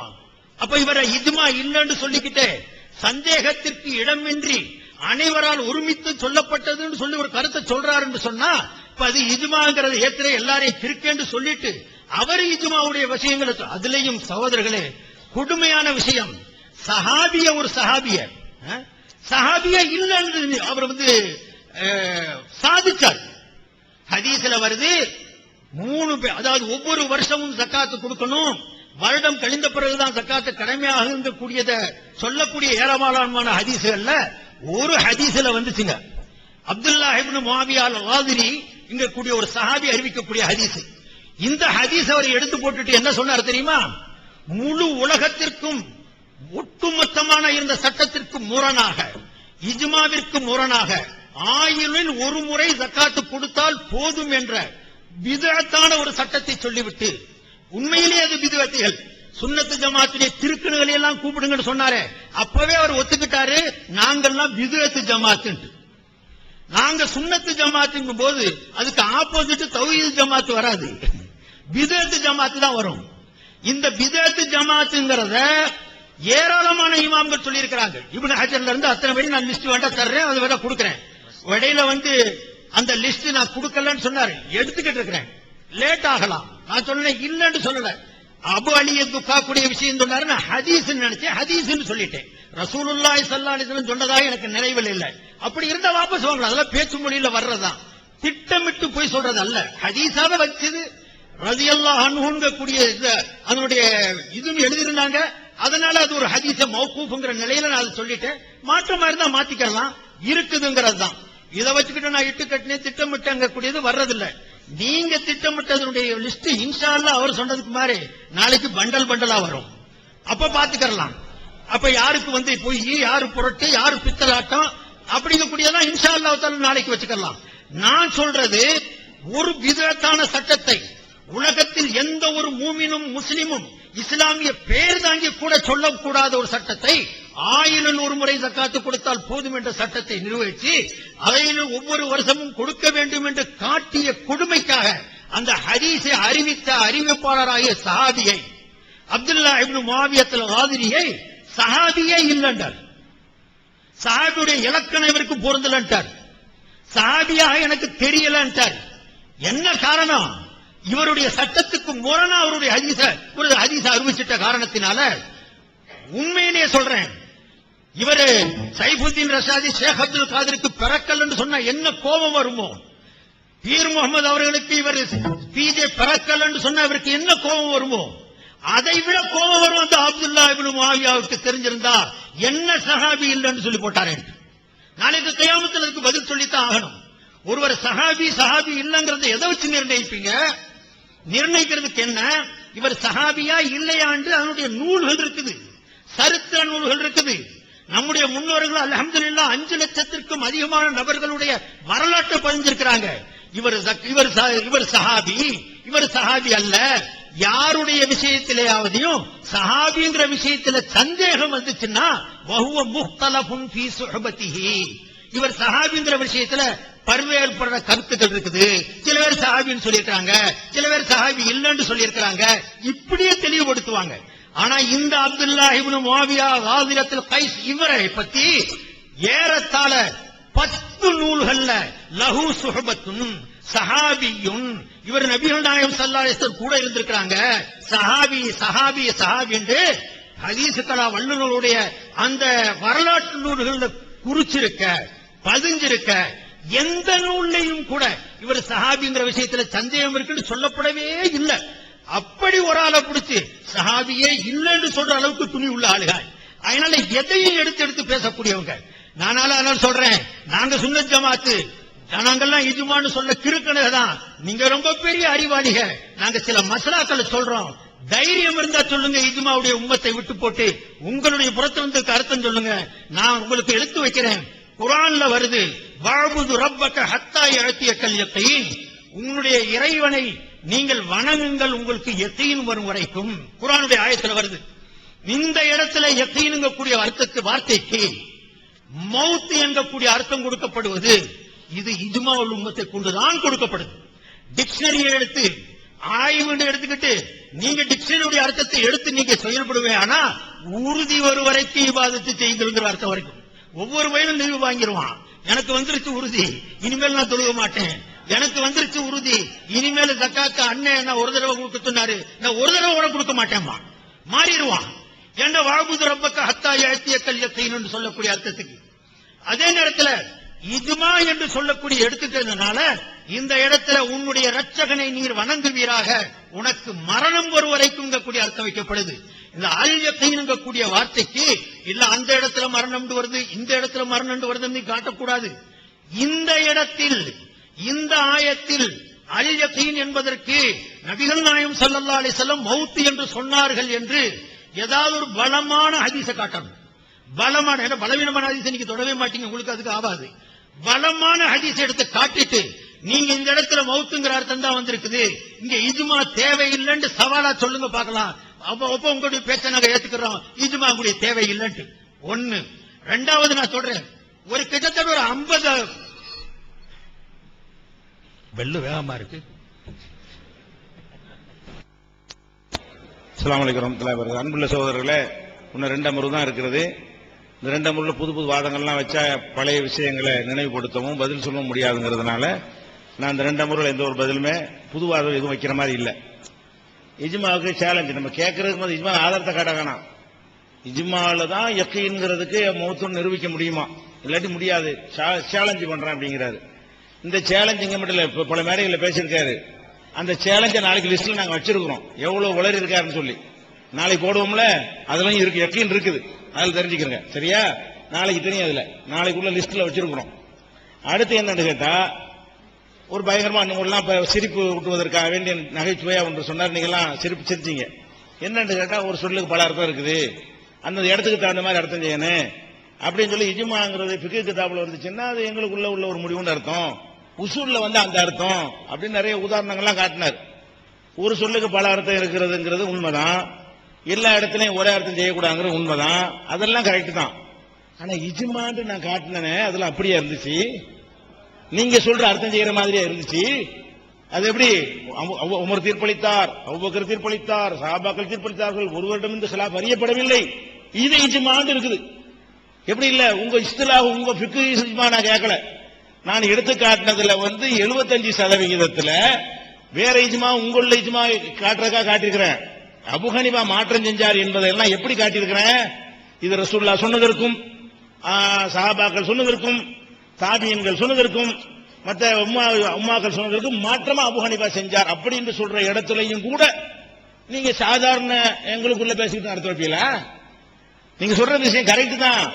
நான் எடுத்து காட்டின எல்லா இடமும் உங்களுடைய என்ன வாதிட்டு கூட அந்த இஜ்மாவுக்குள்ள விஷயம். அதனால இந்த உதாரணங்களை வச்சு சிரிக்க வைக்கிறது அறிவுபூர்வமா பேசுங்க. நான் எடுத்து காட்டினதெல்லாம் ஏற்கனவே ரெக்கார்ட்ல இருக்கிறது, கேசட்ல இருக்குது, பேப்பரா கையில் வந்திருக்கிறோம். அது எல்லாமே நீங்க எந்த இஜ்மாவை பற்றி நீங்க பேசிக் கொண்டிருக்கிறீங்களோ அந்த இஜ்மாங்கிற அர்த்தத்தில் தான் இடம்பெற்றிருக்கிறது. இப்னு ஹிப்பான் சொன்னாரு, சஹாபாக்கள் இஜ்மாவுக்கு மாற்றம் செஞ்சு விட்டாருன்னு, அது என்ன இஜ்மாவு? அப்படித்தான் ஆதாரத்தை நான் காட்டியிருக்கிறேன். அதே மாதிரி ஷாஃபி இஜ்மாவுக்கு மாற்றமா சொல்லிவிட்டார் எடுத்து காட்டியிருக்கிறீங்களே, அது என்ன இஜ்மா சொல்றாரு? உங்களுக்குள்ள பேச்சுவார்த்தையோட இஜ்மா சொல்றாரா? பேச்சு வழக்குல அது ஒரு அர்த்தம், இது ஒரு அர்த்தமா? நான் அந்த அர்த்தத்தை நான் கேட்கவே இல்லை. கேட்டதுனா இந்த அர்த்தத்துக்குள்ளதான் கேட்டிருக்கிறேன். அது அதுக்குரிய பதிலா சொல்லிவிடுறேன். அடுத்து வாயில் இப்னு ஹுஜர் மேட்டர் ஒன்னு சொல்றாரு, அதெல்லாம் தனி தலைப்பா இருக்கிறது. ஜக்காத் விஷயம் சொல்லி இருக்கிறாரு தனித்தலை. அது என்னன்னு கேட்டா அதெல்லாம் தனித்தலைப்பா 99 தலைப்பை போட்டுட்டு இஜ்மாவுக்கு பேச பாயிண்ட் இல்லாம 2 மணி நேரத்துக்கு நான் எப்படி ஓட்டுறதுங்கிறதுக்காக வேண்டி அதுக்கு எடுத்த குறிப்பெல்லாம் கொண்டு போட்டு இருக்கிறாரு.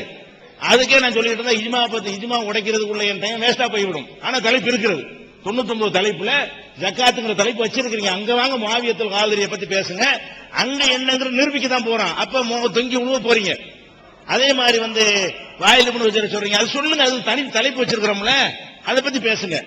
அதே மாதிரி அந்த தஃசீர்ல பர்ரம்பி வாலிதத்தி அப்படின்னு என்னமோ இல்லாத ஒரு உலகத்தில் இல்லாத ஒன்றை சொல்லி விட்டார், இஜ்மாவுக்கு எதிராக சொல்லி மாட்டிக்கொண்டாருன்னு சொல்றீங்க. அதான் இது தலைப்பு. மாட்டிக்கொண்டதுனால இஜ்மா நிரூபணம் ஆயிருமா? அது நாளைக்கு சொல்லுங்க. நாளைக்கு இருக்கல, நாங்க உணர்ந்தது இல்ல. அதுல அந்த வாதத்தை வைங்க. எங்களுக்கு இஜ்மாவுக்கு பதில் சொல்வதுங்கிற ஒரு நெருக்கடி இருக்காது, நேரம் இருக்காது. அதுக்கு பதில் சொல்ற பொறுப்பு மட்டும் தான் எங்களுக்கு இருக்கு. அதுல சொல்லுவோம். எங்களை இந்த இஜ்மா பத்தி சொல்லி உடைச்சிடக்கூடாதுங்கிறதுக்காக வேண்டி நாளைக்கு உள்ளதை அன்னைக்கு சொல்லி என்ன செய்றீங்க? டைவர்ட் பண்ணாதீங்க. அது நாளைக்கு சொல்லப்படும். நாளைக்கு நீங்க பர்ரம்பி வாலிதத்தை எடுத்து வைக்கணும். அதுக்கு நாங்க சொல்லுவோம். ஜக்காத் தலைப்புல ஜக்காத்தை எடுத்து வைக்குவீங்க, நாங்க சொல்லுவோம். அதே மாதிரி லைஃபான ஹதீஸ் இவங்க ஏற்றுக்கொள்ள மாட்டாங்க அப்படின்னாரு. எந்த அடிப்படையில் வைக்கிறோம்? விவாத ஒப்பந்தத்தின் பிரகாரம் மிக லைஃபான ஹதீஸை விட சாதாரண லைஃபான ஹதீஸ் வந்தா அதுதான் வெயிட்டா எடுத்துக்கிறேன். நீங்க பத்தா ஹதீஸை விட இது மிக சரியான ஹதீஸ், அது ஒரு காரணம். இது கூட்டி கழிச்சு நிறைய பேர் நல்ல ஹதீஸ் சொல்லி இருக்கிறாங்க. இந்த பத்தா ஹதீஸை காட்டிலும் அதை விட சிறந்ததுங்கிற ஒரு அடிப்படையில் தான் உங்க அதப்படி அது ஆதாரப்பூர்வமானது. அதுக்கு தான் நாங்க சொன்னோம். அதையும் நீங்க வாதத்தில் வைக்க போறீங்க, அதுல வச்சுக்கிருவோம். லைஃபான ஹதீஸ் சைஹான ஹதீஸ் இருக்கு இல்லையா, அதுல சொல்லதான் போற வச்சுக்கிருவோம். அடுத்து என்னன்னு கேட்டா பழைய விஷயங்கள் விடுபட்டெல்லாம் சொல்ல வேண்டி இருக்கிறது.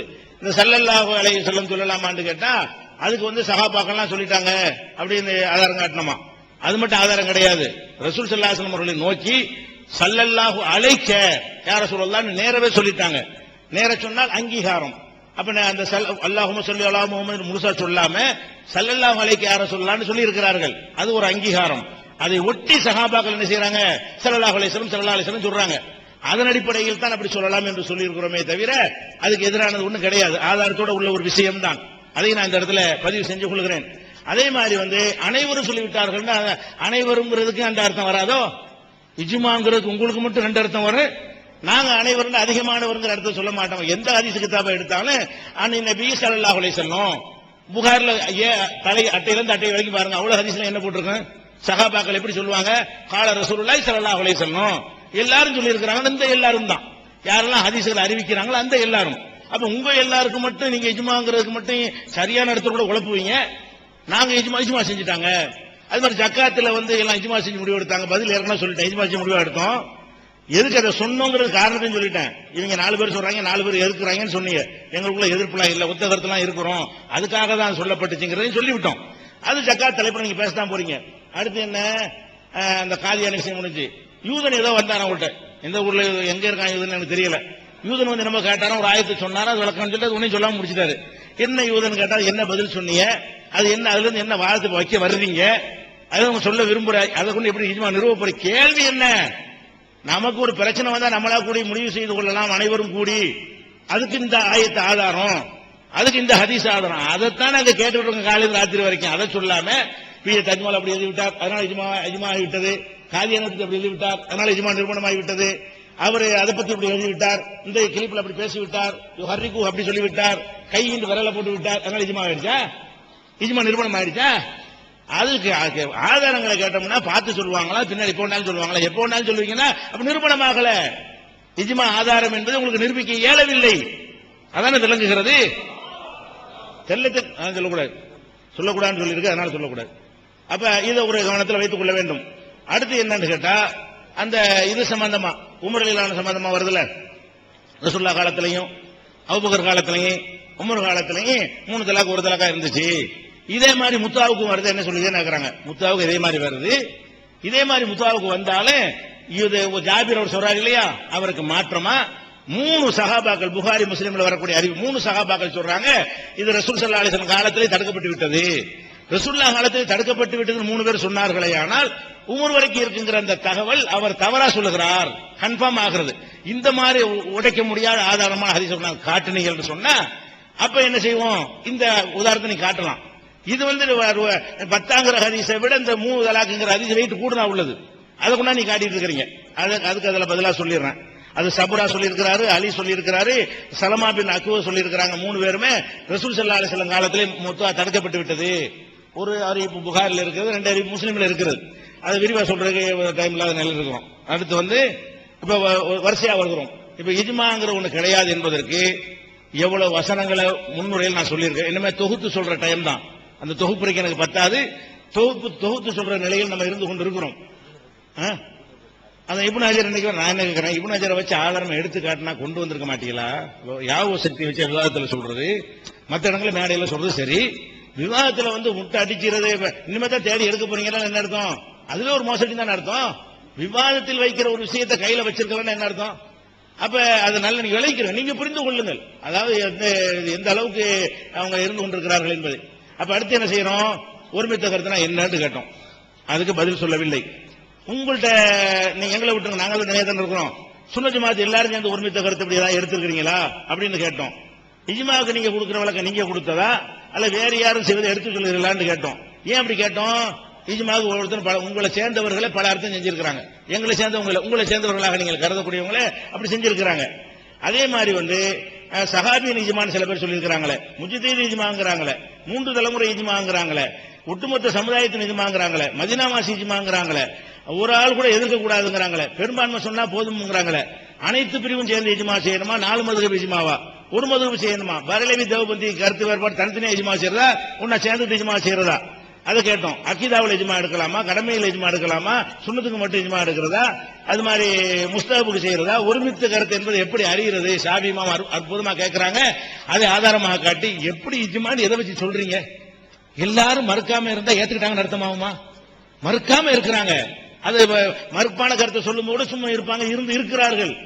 ஒருவர் நான் ஏற்றுக்கொள்றேன் சொல்லாத வரைக்கும் எப்படி அவர் மீது சுமத்துவீர்கள்? அவதூறு ஷாஃபிமா அவ்வளவு கடுமையா சொல்றாருங்கிற சந்தேகத்தை விதைத்துட்டு போகிறார்கள். நானே விதைக்கிறேன். அது கரெக்டா ஷாஃபிமா சொல்ல கரெக்டான லாஜிக்கா இருக்குது. பாயிண்ட் கரெக்டா. இஜ்மான்னு எப்படி தீர்மானிக்கிறது?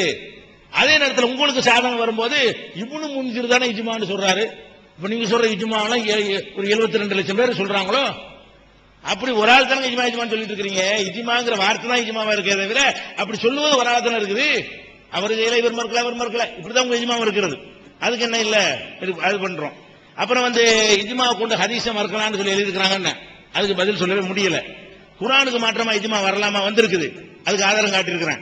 குர்ஆனுக்கு மாற்றமா இஜ்மா வந்திருக்கு, இஜ்மாவுக்கு மாற்றமா குர்ஆன் இருக்குது அப்படிங்கிற கருத்துக்கு உங்கள்கிட்ட பதில் சொல்லவே முடியல. இஜ்மா மறுத்த ஆட்களுடைய நிலைமை என்ன? ஷாஃபி மறுத்தாங்க, ஹம்பலி மறுத்தாங்க, மாலிக் இமாம் மறுத்துட்டாங்க. நீ உங்க இஜ்மாவை அவங்க மதீனாவாசி நிப்பாட்டிக்கிட்டாங்க. அவங்க மறுத்துட்டாங்க, அபூ ஹனீஃபா மறுத்துட்டாங்க. அவங்க காபிரா, வழிகேடரா, அவங்க செஞ்சது வழிகேடா, மடமையா, தப்பா என்று கேட்கிறோம். ஒன்றுக்கு மேற்பட்ட இஜ்மா எடுக்கலாமா அப்படின்னு கேட்டோம். அதுக்கு வந்து ஆதாரம் உங்களுக்கு காட்ட முடியல. இவ்வளவு ஆதாரங்களை இவ்வளவு கேள்விகளை கேட்டோம், இஜ்மா சொல்ல முடியல. திருப்பி கேட்கிற கேள்வி என்ன? இப்ப ஒரு பிரச்சனை வந்து விட்டதுன்னா நம்மளா கூடி ஒரு முடிவு எடுத்துக்கொள்ளலாம், அதுதான் இஜ்மான்னு சொல்றீங்க. சஹாபாக்கள் இஜ்மா பத்தி விட்டுருங்க, நீங்க இதையும் சொல்றீங்க. அப்ப நம்மளா சேர்ந்து முடிவு எடுக்கலாங்கிறீங்களா? அப்படி முடிவு எடுக்கலாங்கிறதை சொல்ற வசனம் எது? உங்களுக்குள்ள சேர்ந்து கூடிய ஏதாவது முடிவு எடுத்துக்கிறீங்க, நீங்களா கூடிய ஒரு முடிவு எடுத்துக்கிறீங்கன்னு சொன்னா அது சொல்லக்கூடிய ஹதீஸ் எது? எந்த ஆதாரத்தில் சொல்றீங்கன்னு காலையில இருந்து கேட்கிறோமே. ஒரு ஆதாரத்தை காட்டாட்டி அது இல்லைன்னு வழங்கல. ஒரு ஆதாரத்தை கூட கிருக்கான நான் கிருக்கான்னு சொன்னாங்கிறாரு. சொல்லதான் இங்கே சொன்னேன், மண்டை பிச்சுட்டு சாவணும்னு சொன்னேன். இது மாதிரி குழப்பமான ஒண்ணுமே இல்லைன்னு சொன்னேன். இஜ்மா மாதிரி ஒரு குழப்பமான உலகத்தில் எதுவுமே கிடையாது. இப்படி இதை ஒரு லாஜிக்கா எடுத்து சொல்றீங்க, என்னன்னு தெரிய மாட்டேங்குது. இருக்குன்னு சொல்ல மாட்டேங்கிறீங்க, நடக்கவும் மாட்டாது, சாத்தியமும் இல்ல. ஆனா இருக்கு, என்னத்தை அதை கொண்டு என்னத்தை செய்ய போறீங்க? எப்படி செய்ய போறீங்க? கருத்து வேறுபாடு விஷயத்தெல்லாம் எப்படி பேசி முடிவு எடுக்க போறீங்க? இப்ப கருத்து வேறுபாடு நிறைய இருக்கா இல்லையா? அப்ப எல்லாரும் கூடி முடிவு எடுத்து செய்யற அந்த முடிவு தமிழ்நாட்டில் மட்டும் செய்யறதா, இந்திய அளவுல செய்யறதா, ஒரு மொழிக்கு ஒரு இஜ்மாவா, ஒரு நாட்டுக்கு ஒரு இஜ்மாவா, அகில உலகத்தில் ஆளுக்கணும் கேட்கணுமா? அப்ப அது ஒரு மாறுபடாத அறிவுண்மை மெஜாரிட்டியா? எவ்வளவு குழப்பம் அது. அஸ்ஸலாமு அலைக்கும் வரஹ்மத்துல்லாஹி வபரகாத்துஹு. அருமை சகோதரர்களே, வழமைப்படி சொன்னதையே திரும்ப தொகுத்து ஒரு பட்டியல் போட்டு எதை சொன்னாங்களோ திரும்ப சொல்லிக்கிட்டே இதுக்கு பதில் இல்ல, நாங்க மாசக்கணக்கில் சொன்னாலும் பதில் இல்லைங்கக்கூடிய வாசகம் தான் வரும். நான் தெளிவா சொன்னேன், இஜ்மாவுடைய வரைவிலக்கணம் தெளிவா சொல்லப்பட்டிருக்கு. இப்னு ஹிப்பான் சொன்னாரு, அவர் சொன்னாரு உலகத்துல 1000 பேச்சு இருக்கலாம், நான் இஜ்மாவுக்கு உண்டான ஒரு வரை விளக்கணத்தை சொல்லி இருக்கிறேன். அதை வைத்துத்தான் நாங்கள் இஜ்மா என்று போதிக்கப்படுது. அதை விட்டு போட்டு அவர் சொன்னாரு இவர் சொன்னாரு, ஒவ்வொருத்தருடைய ஒரு கருத்து. நீங்கள் ஹதீஸுடைய விரிவுரை நூல்களை எடுத்து பாத்தீங்கன்னா இமாம் நவவி, இது இஜ்மாவா இருக்குதுன்னு சொல்லியிருக்கிறாங்க. மற்றவங்க அதை மறுத்து இருக்கிறாங்க. இது இஜ்மா இல்ல, இதுல சில பேருடைய கருத்து வேறுபாடு இருக்கு. அப்ப இங்க என்ன விளங்கணும்? அவர் இஜ்மான்னு சொன்னது அவருடைய ஞானத்தை வச்சு சொல்லிட்டார். யாருமே இதுல கருத்து வேறுபாடு கொள்ளலங்கிற அளவுக்கு சொல்லி இருக்கிறார். ஆனா கருத்து வேறுபாடு இருந்திருக்குது. அப்ப அதை மறுப்பாங்க. சிலர் இஜ்மாம்பாங்க, சில பேர் இஜ்மா இல்லைன்னு சொல்லுவாங்க. ஆனா நம்ம உங்களுக்கு முன்னால ஒரு வரை விளக்கணத்தையும் வச்சு அதுக்கு இஜ்மா ஏற்படுவதற்குண்டான காரணத்தை பச்சை பிள்ளைக்கு சொன்ன மாதிரி சொல்லிட்டேன். விளங்கவே மாட்டேன்னு முடிவெடுத்துட்டு வந்தா நான் என்ன செய்யட்டும்? நான் உங்களுக்கு தெளிவா சொன்னேன். இஜ்மாவுடைய தேர்வை இஜ்மா இல்லாமல் குர்ஆன் ஹதீஸிலிருந்து நேரடியாக எல்லா சட்டங்களுக்கு நீங்கள் பதில் சொல்ல முடியுமா? அதுக்கு ஒரு உதாரணத்தை சொன்னேன். வஅபுது ரப்பக ஹத்தா யஅத்தியக. எங்கள்கிட்ட கேள்விகள் நிறைய இருக்குது. ஆதாரம் சொல்லு, ஆதாரம் சொல்லு. ஆதாரத்தை அறிவுபூர்வமாக எடுத்து வச்சிருக்கிறேன். ஆயத்துக்கள் மூலமா சொல்லணும்னா எந்த ஷாஃபியை இஜ்மா மறுத்ததாக சொன்னீங்களோ அந்த இமாமே ஷாஃபி வமை யுஷாகிர் ரசூல மின் பஅதி மா தபய்யன லஹுல் ஹுதா வயத்தபி கைர சபீலில் மூமினீன், இந்த ஆயத்தை அவர் எடுத்து வைத்து குர்ஆனை 2 முறை ஓதி முடித்தேன் இஜ்மாவுக்குண்டான ஆதாரத்தை தேடி இந்த ஆயத்து தனக்கு பொருத்தமா இருக்குதுன்னு அவங்க விளக்கம் சொல்லி இருக்கிறாங்க. நான் ஆயத்துக்களை ஏன் சொல்லல? உடனே அந்த ஆயத்துக்குன்னா இத்திபாண்டா என்ன வேற பக்கம் ரூட்ல அழைச்சிட்டு போவீங்கன்னு எனக்கு தெரியும். வேற எங்கிட்டாவது திசையை திருப்பி கொண்டு போவீங்கிறதுக்காக வேண்டிதான் ஆயத்துக்கள் என்ன தேவை? நபி ஸல்லல்லாஹு அலைஹி வஸல்லம் காட்டி கொடுத்த வழிமுறையை சொன்னேன். மார்க்கத்தை விளக்குவதற்குண்டான வழிமுறை குர்ஆன்ல பாரு, ஹதீஸ்ல பாரு. குர்ஆன்லயும் கிடைக்கல, ஹதீஸ்லயும் உனக்கு கிடைக்கல. மூணாவதா நீ ஆய்வு செய்யி அப்படிங்கக்கூடிய அதற்கு முஆத் இப்னு ஆய்வு செய்வேன்னு சொன்னாங்களே முஆத் இப்னு ஜபல், அதை அவர்கள் அங்கீகரித்தாங்க, நல்லதுன்னு சொன்னாங்க, அல்லாஹ்வை புகழ்ந்து சொன்னாங்க. ஒரு நபர் தன்னுடைய ஆய்வின் மூலமாக ஒரு சட்டத்தை சொல்லுனா அது அவங்க செயல்படுத்தலான்னு சொன்னா அவருடைய சட்டத்தை பிறருக்கு போதிக்கிறார் முஆத் இப்னு ஜபல். கவர்னரா போறார், தனிப்பட்ட முறையில் அமல் செய்வதற்காக வேண்டிய அவர் போகவில்லை, மற்றவர்களுக்கு எடுத்துச் சொல்லுவார். ஆனா அஜ்தஹிது பிராயி, நான் என்னுடைய ஆய்வின் மூலமாக மக்களுக்கு போதிப்பேன்கக்கூடிய கருத்தை எடுத்து வைக்கிறார்னு சொன்னா ஒரு நபருடைய கருத்தை ஆய்வின் மூலமா எடுத்து வச்சா அதை ஏற்றுக்கறணுங்கக்கூடிய சட்டத்தை நபிகள் நாயகம் ஸல்லல்லாஹு அலைஹி வஸல்லம் இங்க விளக்குறாங்கன்னு சொன்னா அதே மாதிரி அந்த நேரத்தில் இருக்கக்கூடிய அறிஞர் பெருமக்கள் எல்லாம் ஒன்று கூடி ஒரு காலத்தில் இருக்கக்கூடிய அறிஞர் பெருமக்கள், அரபியில பல தடவை படிச்சேன், இத்திஃபாக்குல் முஜ்தஹிதீன், அந்த ஆய்வாளர்கள் நன்கு புரிந்திருக்கக்கூடிய ஆய்வாளர்கள், அவர்கள் ஒரு காலத்தில் ஒரு சட்டத்தின் மீது நிறைவு பெறுவார்களே ஆனால், ஒன்றுபடுவார்களே ஆனால் அதற்கு இஜ்மா என்று சொல்லப்படும். அதை விட்டு வேறு வழி இல்லை. இஜ்மா இல்லாமல் இருக்குமே ஆனால், நான் திரும்பவும் சொல்லுகிறேன், குர்ஆனை குர்ஆனாக அங்கீகரிக்கவே முடியாது. இஜ்மாவுடைய அங்கீகார இஜ்மா அது. எல்லாரும் சொன்னார்கள் என்பதற்குத்தான் அங்கீகரிக்கிறோம். ஆயத்துடைய கருத்தை வச்சு அங்கீகரிக்கல, ஆதாரத்தை வச்சு அங்கீகரிக்கல. ஆதாரம் இருக்குதுன்னா அங்க வந்து இஜ்மா செய்ய வேண்டிய தேவையே இல்லை. ஆதாரங்கள் கிடையாது. இப்ப நம்ம முன்னால இருக்கிற குர்ஆன் இது உண்மையான குர்ஆன்ங்கிறது எதங்க வச்சு நிர்ணயிக்கிறோம்? யோசிக்க வேணாமா? புகாரி ஷரீஃப் முன்னால இருக்குது, இது இமாம் புகாரி தான் எழுதுனதுன்னு எதங்க வச்சு முடிவு செய்யறோம்? எங்க ஆசிரியர் சொன்னார், அவருக்கு அவர் ஆசிரியர் சொன்னார், அவருக்கு அவர் ஆசிரியர் சொன்னார், இந்த ஆளின் சொன்னார், அந்த எல்லாரும் சேர்ந்து சொன்னாங்கிறதுக்கு தானே அங்கீகரிக்கிறோம். இதை இஜ்மாவுல் அங்கீகாரம் இஅ்திராஃப்னு சொன்னனே இல்லையா? இது இல்லாம இருந்தா எதை நீங்க நம்புவீங்க? இந்த குர்ஆனாக நம்ப முடியாதே, இதை ஏற்க முடியாதே. எல்லாரும் சொன்னாங்கிற ஒரு காரணத்துக்கு தான் நான் இதை அங்கீகரிக்கிறோம்.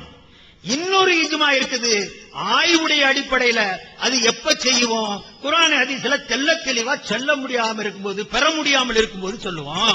அதுக்கு உதாரணங்கள் ஏராளமா சொன்னேன். இன்னொரு உதாரணத்தை உங்களுக்கு முன்னால் எடுத்து வைக்கிறேன். சவாலா சொல்றேன், நீங்க சும்மா கொண்டு வாங்க. நான் சொல்றேன்ல, நீங்க என்னைய மாதிரி உடனே எடுத்து தர முடியல, இவருக்கு இயலாமல் போயிருச்சு, எடுத்து தருவேன் இன்ஷா அல்லாஹ். கொடுக்கணும் இருக்குது, உடனுக்குடனே கையில தூக்கி கொடுக்கணும் இல்ல, ஆதாரத்தை எடுப்போம். இல்லாம இருந்தா நம்ம இந்த இடத்துல வாபஸ் பெறுவோம். அது ஒரு பெரிய காரியம் அல்ல, நம்ம சொல்லத்தான் செய்வோம்.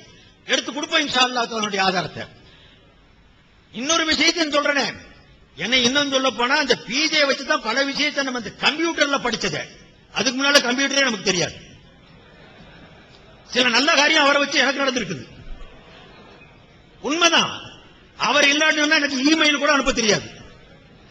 இமெயில படிச்சுட்டு அனுப்புனதெல்லாம் அவரை வச்சு தான் பழகுங்க. சில சமயத்தில் கெட்டவங்களை வச்சு கூட நல்ல விஷயங்கள் கிடைச்சு போயிடும்.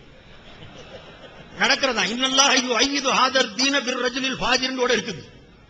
அதனால அருமை சகோதரர்களே, இத ஒரு பெரிய காரியம். அதே மாதிரி அபூ ஹனீஃபா ரஹ்மத்துல்லாஹி அலைஹி பத்தி சொல்லும் பொழுது அறுக்க இப்ப சொன்னேன். அந்த அறுக்கிறதுக்கு என்ன காரணம் சொன்னாங்களோ அந்த ஹதிக்கு அடையாளம் விடுறதுக்கு அதே காரணத்தை இமாம் அபூ ஹனீஃபா சொன்னாங்க. அதனாலதான் சொன்னாங்க, அடையாளம் விடுறதுக்கு கீறி ரத்தத்தை தடவி அடையாளம் காட்டுறது இல்ல, எல்லை மீறி போயிடுறாங்க.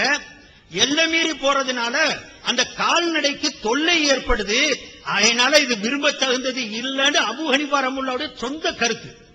நான் இன்னமும் சொல்றேன், இது அந்த காரணத்தோட அவங்க விளக்கி இருக்கிறாங்க. ஏண்டா ஒரு லேசா கீறி ரத்தத்தை தடவுற இடத்துல ஓங்கி குத்தி அந்த கால்நடையை கீறி பெரிய காயத்தை ஏற்படுத்துறதுக்கு நோவினை தந்துடக்கூடாது. ஒரு ஆட்டை அறுக்கும் போது கூட முன்னால கத்தியை தீட்டாதன்னு நபிகள் நாயகம் ஸல்லல்லாஹு அலைஹி வஸல்லம் சொல்லி கொடுத்திருக்காங்க. அதுக்கு தொல்லை தந்துடக்கூடாதுங்கிற அடிப்படையில ஹதீக்கு தான் வந்தது. நஹருக்கு என்ன காரணம் சொல்லப்பட்டதோ அது ஹதீலையும் இருந்தது. அதைத்தான் நான் எடுத்து வச்சு சொன்னேன். ஆழமாக கிழிச்சு காயப்படுத்திருங்கிறதுனால இது விரும்ப தகுந்த செயல் அல்ல. நபி ஸல்லல்லாஹு அலைஹி வஸல்லம் காலத்திலையும் சஹாபாக்களும் அந்த விதிமுறைகளை தெரிஞ்சிருந்தாங்க, தொல்லை இல்லாத அளவுக்கு செஞ்சாங்க. இது ரொம்பவும் இப்படி சொன்னாங்க அபூ ஹனீஃபா ரஹ்மத்துல்லாஹ். இன்னொன்னையும் விவரிக்கணும். அபூ ஹனீஃபா சொன்னாரு, நான் இல்லன்னு சொல்லல. எல்லா இமாம்கள் அதையா சொன்னாங்க? இமாம் அபூ ஹனீஃபாவுடைய மாணவர்கள் அதை மறுத்திருக்கிறாங்களே, அதை எடுத்துட்டு போக வேண்டியதானே? அபூ ஹனீஃபாவையே நாங்க என்ன அல்லாஹ்வா ரசூலா சொல்லவா செஞ்சோம்? இன்ஷா அல்லாஹ் அவரே சொன்னது மாதிரி நாளைக்கு வருது அந்த மசாலாக்கெல்லாம் எடுத்து போடுவோம், அவர் சொன்னதையும் நம்ம சொன்னதையும். இன்னைக்கும் சொல்றேன், நான் தப்புண்டா தப்பை ஏத்துக்கிறவன் தான். ஃபிக்ஹுடைய நூல்கள்ல தவறு இருக்குதுண்டா தவறுன்னு சொல்லுவேனா? காரணம் அந்த ஃபிக்ஹு நூலே சொல்லுது. அது ஃபிக்ஹு நூலே அது சொல்லுது. நாங்க எழுதி வச்சிருக்கிறதெல்லாம் வேத வாக்கல்ல, இது ஆய்வின் அடிப்படையில் ஏற்படுறது. தலை வேற இருந்தா அறிவு கருத்து வேறையா இருக்கும், மூக்கு வேறையா இருந்தா சளியும் வேறையாத்தான் இருக்கும். ஒவ்வொருத்தன் தலையிலையும் தனித்தனி கருத்து தான் வரும். சிலது தப்பாவும் போகலாம், ரைட்டாவும் போகலாம். இது எங்க ஃபிக்ஹு நூல்களுடைய அடிப்படை சட்டங்கள்லயே இருக்குது. இதை இவங்க தான் பாதியை மறைச்சு பாதியை வெட்டி எங்க ஃபிக்ஹு நூல் மேல குறை சொல்றதுக்காக வேண்டி திட்டமிட்டு சதி செய்து குற்றச்சாட்டுகளை சுமத்திருக்கிறாங்க. இன்ஷா அல்லாஹ் அதை எடுத்து காட்டுவோம். நான் இப்ப உங்களுக்கு சொல்ல வர்றது, இஜ்மா இல்லாமல் போய்விடுமேயானால் குர்ஆன் ஹதீஸை முழுமையாக விளங்க முடியாது. முழுமையா விளங்க முடியாது. அதுக்கு ஒரு உதாரணமா நான் சொன்னேன். இரண்டாவது உதாரணம் சொல்றேன், கேளுங்க. பதில் சொல்லுங்க. 3 நாள் டைம். இன்னைக்கு இல்ல, நாளைக்கு நீங்க சொல்லலாம், நாளை கழிச்சும் சொல்லலாம். நான் இன்னொன்னு சொன்னாரு, தலைப்புல இருக்குது, அதையே இங்க பேசுறாரு, ஏன் பேசக்கூடாதா? இன்னொரு தலைப்பு நம்ம மதுரையில பேச போறோம், திருச்சிக்காரங்களுக்கு தெரிய வேணாமா? 10 இடத்துல பேசுவோம். நீங்க என்ன ஒரு கருத்தை ஒரு இடத்துல பேசிருக்கீங்க, ஒரு இடத்துல எழுதிருக்கீங்க, இடத்துக்கு பேசிருக்கீங்களா இல்லையா? நான் இத்தனைக்கு அந்த தலைப்புகள் நான் விளக்கமா சொல்லவே வரல, சுட்டி காட்டிட்டு போயிருக்கிறேன். அங்க வெட்டி காட்டுவேன் எப்ப தலைப்பு வருதோ அங்க. அதனால நீங்க சாதாரணமா நினைச்சிடாதீங்க. அல்லாஹ்வுடைய கிருபையில பேசுவோம். நானா நல்ல எண்ணத்துல வாங்க, மனசாட்சியோட வாங்க. நீங்க அங்க சொன்னது மாதிரி நான் எனக்கு மனசாட்சி எல்லாம் இல்லைன்னு சொல்லாதீங்க.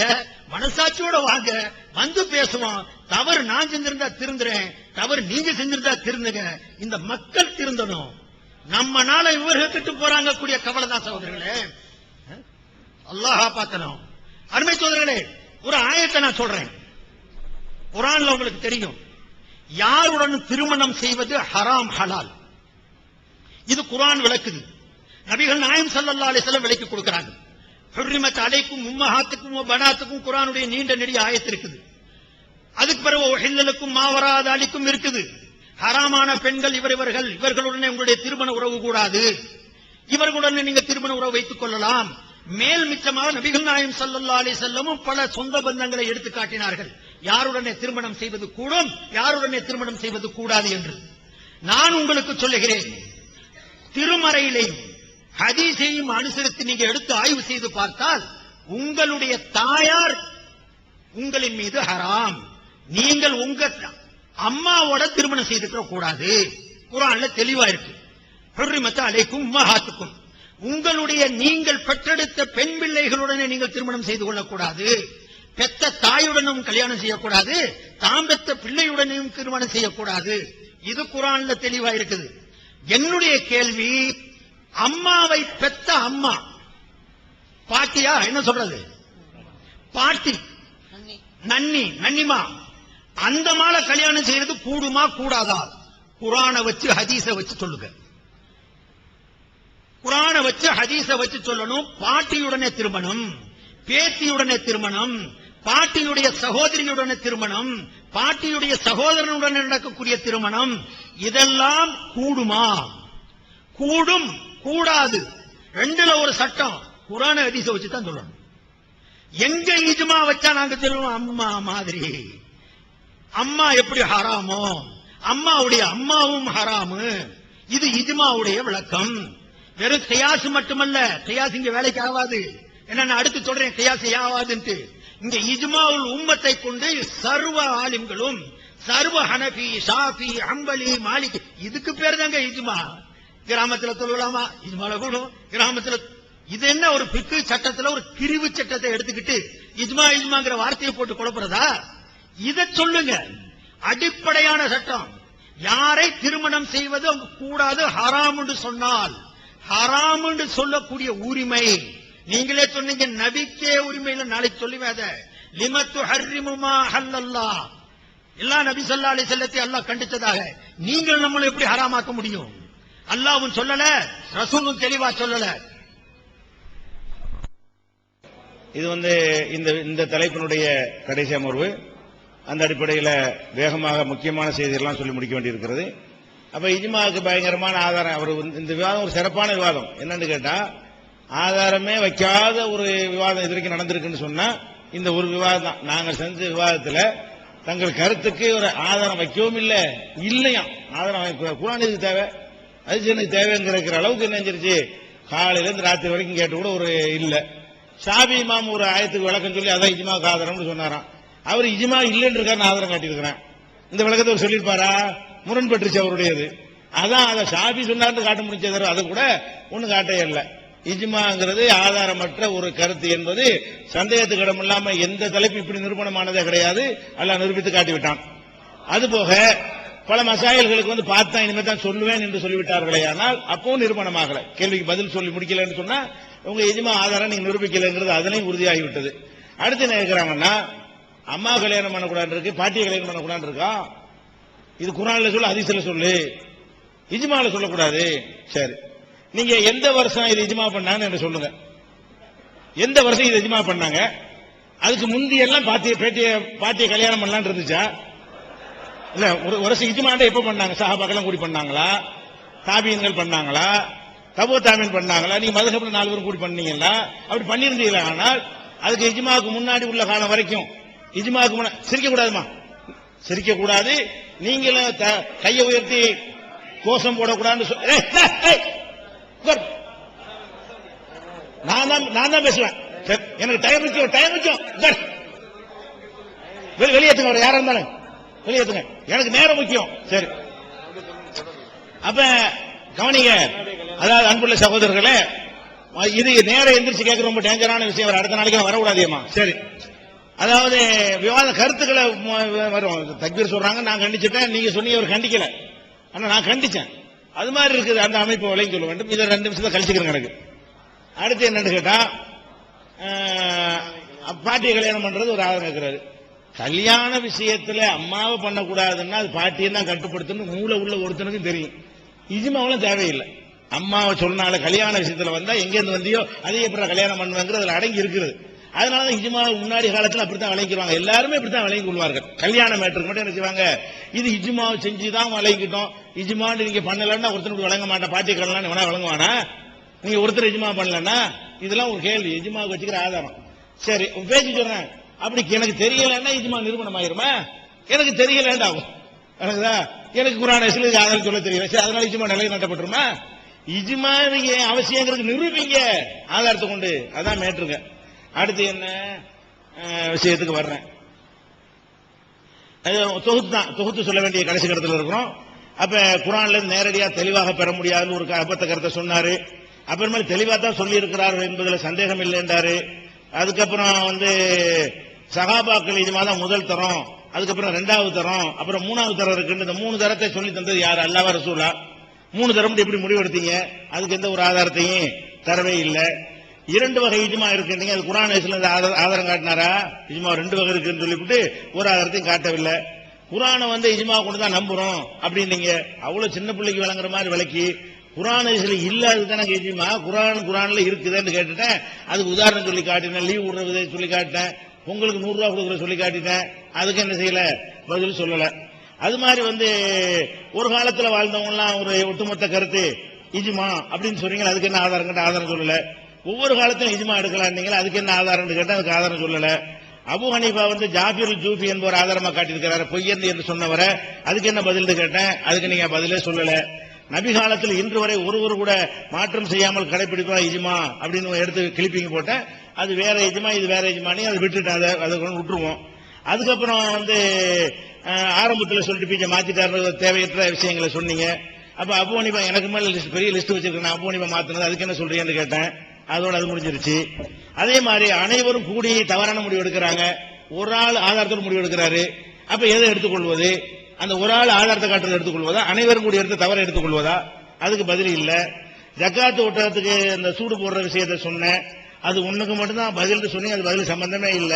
சும்மா அடையாளம் போடுறதுன்னு சொன்னா பயங்கரமா போடுறாருன்னு சொன்னாரு. இல்லாதெல்லாம் என்ன செய்றீங்க, அதை போடுறீங்க. பயங்கரமா ரசூலுல்லாவே தப்பு செஞ்சிருக்கான்னு அர்த்தம். ரசூலுல்லாவே இந்த வேதனை செய்யக்கூடிய விஷயத்தை செஞ்சிருக்கிறாங்கன்ற ஒரு குற்றச்சாட்டு சொல்லிட்டீங்க. அது மாதிரி நெத்தி சஜிதா படுறதுங்கிறது நீங்க சொன்ன இஜ்மா இல்ல. நீங்க வாதிடுறீங்களா அந்த இஜ்மா அடிப்படையில் வந்திருக்கிறது. மூக்க மட்டும் வச்சு சஜிதா செய்யலாம் அப்படின்னு இஜ்மாவுக்கு மாத்தமா அபு ஹனீஃபா பேசியிருக்காருன்னு சொன்னேன். அதுக்கு ஒரு பதிலையும் சொல்லவே காணோம். அது மாதிரி மாலிக் இமாம் உங்க இஜ்மாவிலிருந்து மாறுபட்டு வேற இஜ்மாவை சொல்றாரு. அது அவர் வழிகேடரா, கெட்டவரா, தப்பான கருத்தா, கரெக்டான கருத்தா? நீங்களும் ஒரு மாறுபடுறீங்களா? இப்ப எதுக்கு இஜ்மா, சுன்ன ஜமாத்துடைய கொள்கை என்னன்னு கேட்டு அதுக்கு பதில் சொல்ல. அஹ்மது ஹம்பா இஜ்மா இருக்குன்னு சொல்றோம் பொய்யன்னு சொன்னாரு. ஆதாரம் கட்டிங்க, ஆதாரத்தையும் தந்துட்டான், பேப்பரையும் வாங்கி விட்டீங்க. வாங்கிட்டு சில பதில் சொல்ல. இஜ்மான்னு ஒருத்தர் சொன்னா பொய்யன், எப்படி உன்னால கண்டுபிடிக்கலும், உலகம் பூரா போய் பார்த்துட்டு வர முடியுமா அப்படின்னு கேட்டா அதுக்கு பதில் சொல்ல முடியல. ஷாபி இமாம் இஜ்மான்னு சொல்றோம், அவதூறு சொல்றான். ஒருத்தங்க கருத்து சொல்லாதவங்க மௌனமா இருந்தாலும் அவங்க பக்கம் இப்படி சேர்க்கிறது அப்படின்னு கேட்டா அதுக்கு பதில் சொல்லல.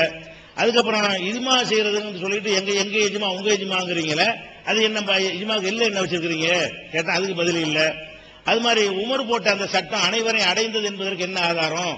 பாரசீக வரைக்கும் அவங்க ஆட்சி இருக்கு, அந்த கருத்து அவங்க வரைக்கும் போனுச்சுங்கிறதுக்கு 20ஆம் நூற்றாண்டுல வாழ்ந்து வர உமர் இந்த மாதிரியான நவீன வசதிகள் எல்லாம் இருந்துச்சான்னு கேட்டா திருச்சியில் நடக்கிற உலகம் தெரியாதுன்னு 20ஆம் நூற்றாண்டு காட்டுறாரு. அது எப்ப காட்டலாம்? உமர் 20ஆம் நூற்றாண்டு ஆளா இருந்தா தான் காட்டலாம். அந்த காலத்துக்கு சேரதுக்கு எந்த ஒரு வாய்ப்புமே இல்ல. அது எப்படி என்று ஹம்பலி கேட்டாரு, அதுக்கு பதில் இல்லைன்னு கேட்டேன். அதுக்கு பதில் இல்ல. அது மாதிரி ஒரே ஒருத்தர் கூட ஆதாரத்தில் சொன்னா அது இஜ்மான்னு ஒருத்தர் சொல்லியிருக்காரு. அதுக்கு என்ன சொல்லி அதுக்கும் இல்ல. அப்புறம் 80களில் இருந்து போட்டு கிளிப்பிங்க போட்டு காட்டினீங்க. அதுவும் புசுக்குன்னு போச்சு. அதுக்கப்புறம் நபி காலத்தில் நடந்திருக்கும், நபிக்கு சம்பந்தம் இல்ல அப்படின்னு இப்னு அப்பாஸ் அறிவிப்பு சொல்றீங்க. ரசூலுல்லாஹ் காலத்தில் இருந்துச்சுன்னு அவர் சொல்றாரு, அதுக்கு நபிக்கு சம்பந்தம் இல்லங்கிறீங்க. இதெல்லாம் உசூல்ல பேசும்போது பேச வேண்டி இருக்கிறது. ஆனா இதுக்கு பதில் சொல்லல. அதுக்கப்புறம் காதியானிக்கு பில்டப் ஒன்று கொடுத்தீங்க, அதை நாளைக்கு எடுத்து வைக்க தான் போறீங்க, அதை நம்ம பார்த்துக் கொள்வோம். அதுக்கப்புறம் அபூபக்கர் அடிமையும் சுதந்திரமான சமமாக்கினாரு, உமர் வித்தியாசப்படுத்தினாரு, அலி மறுபடி சமமாக்கினாரு. 3 யாரும் எதிர்க்காம இருந்திருக்கிறாங்க. முரண்பட்ட கருத்துல இருந்து கொண்டு அவங்க எதிர்க்காம இருந்திருக்கிறாங்க. ஷாஃபி இமாம் சொல்றாரு, அற்புதமா அழகான தர்க்கரீதியா லாஜிக்கா அறிவுக்கு ஏத்த மாதிரி சொல்றாரு. அப்ப இஜ்மாங்கிறது சும்மா மௌனமா இருப்பது இஜ்மா ஆகாது அப்படின்னு சொன்னேன். உங்க மதுஹப் கிதாபுல அப்படித்தான், உசூல்ல அப்படித்தான் இருக்குது. உங்க எந்த உசூலுக்கு ஆதாரம் காட்டு அதுல என்ன செய்யலாம்? பெரியவருங்கா பேசாம இருந்திருக்கலாம், இல்முல கூடுனவர், பதவியில மிக்கவர், அப்படியாக்கும் இப்படியாக்கெல்லாம் இருந்துச்சு. அதை வாசி காட்டினா அதுக்கு பதில் இல்ல. இப்னு தைமியா இப்னு ஹஜர்னு சொன்னீங்க, அது கேட்டா அதுக்கு பதில் இல்ல.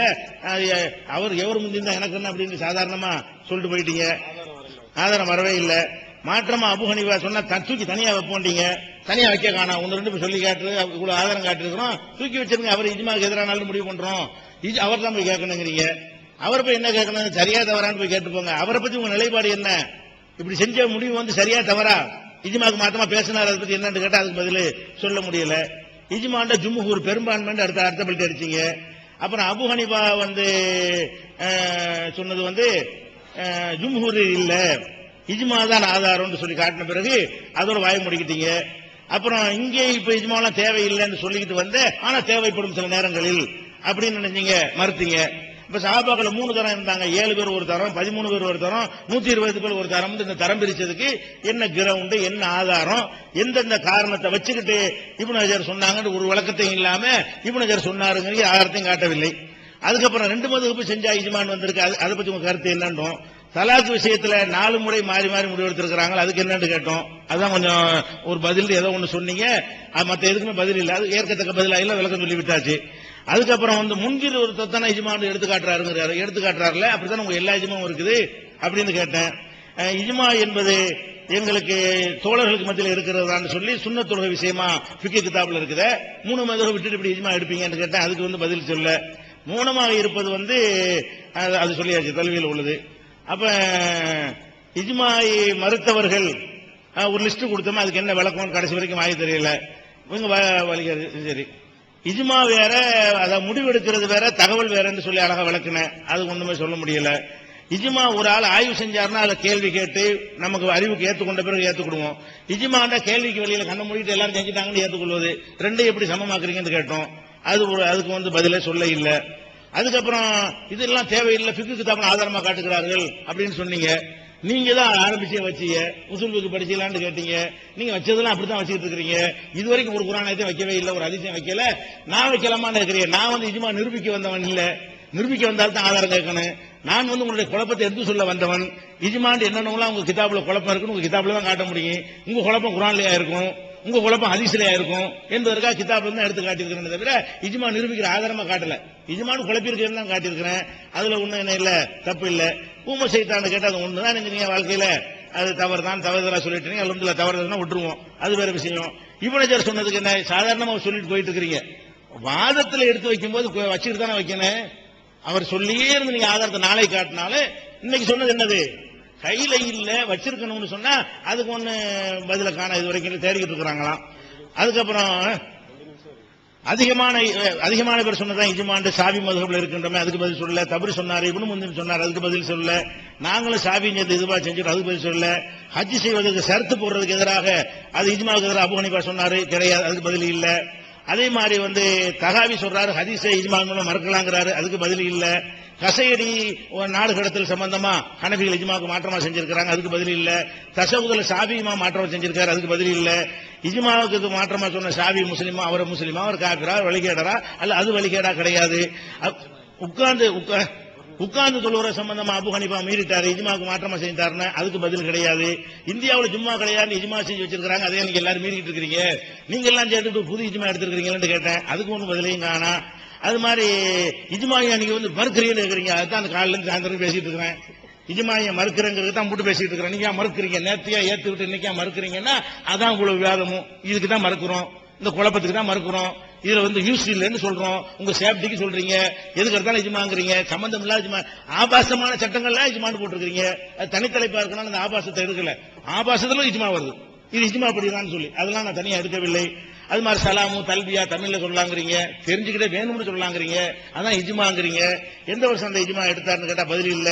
டெக்னிக்கா திருட்டு டெக்னாலஜி இஜ்மாங்கிறீங்க, அது வித்ரு இஜ்மாங்கிறீங்க, ஷாஃபியில இஜ்மாவா இல்ல. குறைஷி தான் தலைவரா இருக்கணும், மத்தவங்க வரக்கூடாதுங்கிறீங்க. இப்படி எக்கச்சக்கமான கேள்விகள்ல சொல்லவும் இல்ல, இஜ்மாண்ட அது ஆதாரம், இதை வச்சு ஆதாரம் ஆதாரத்தை காட்டவும் இல்லை.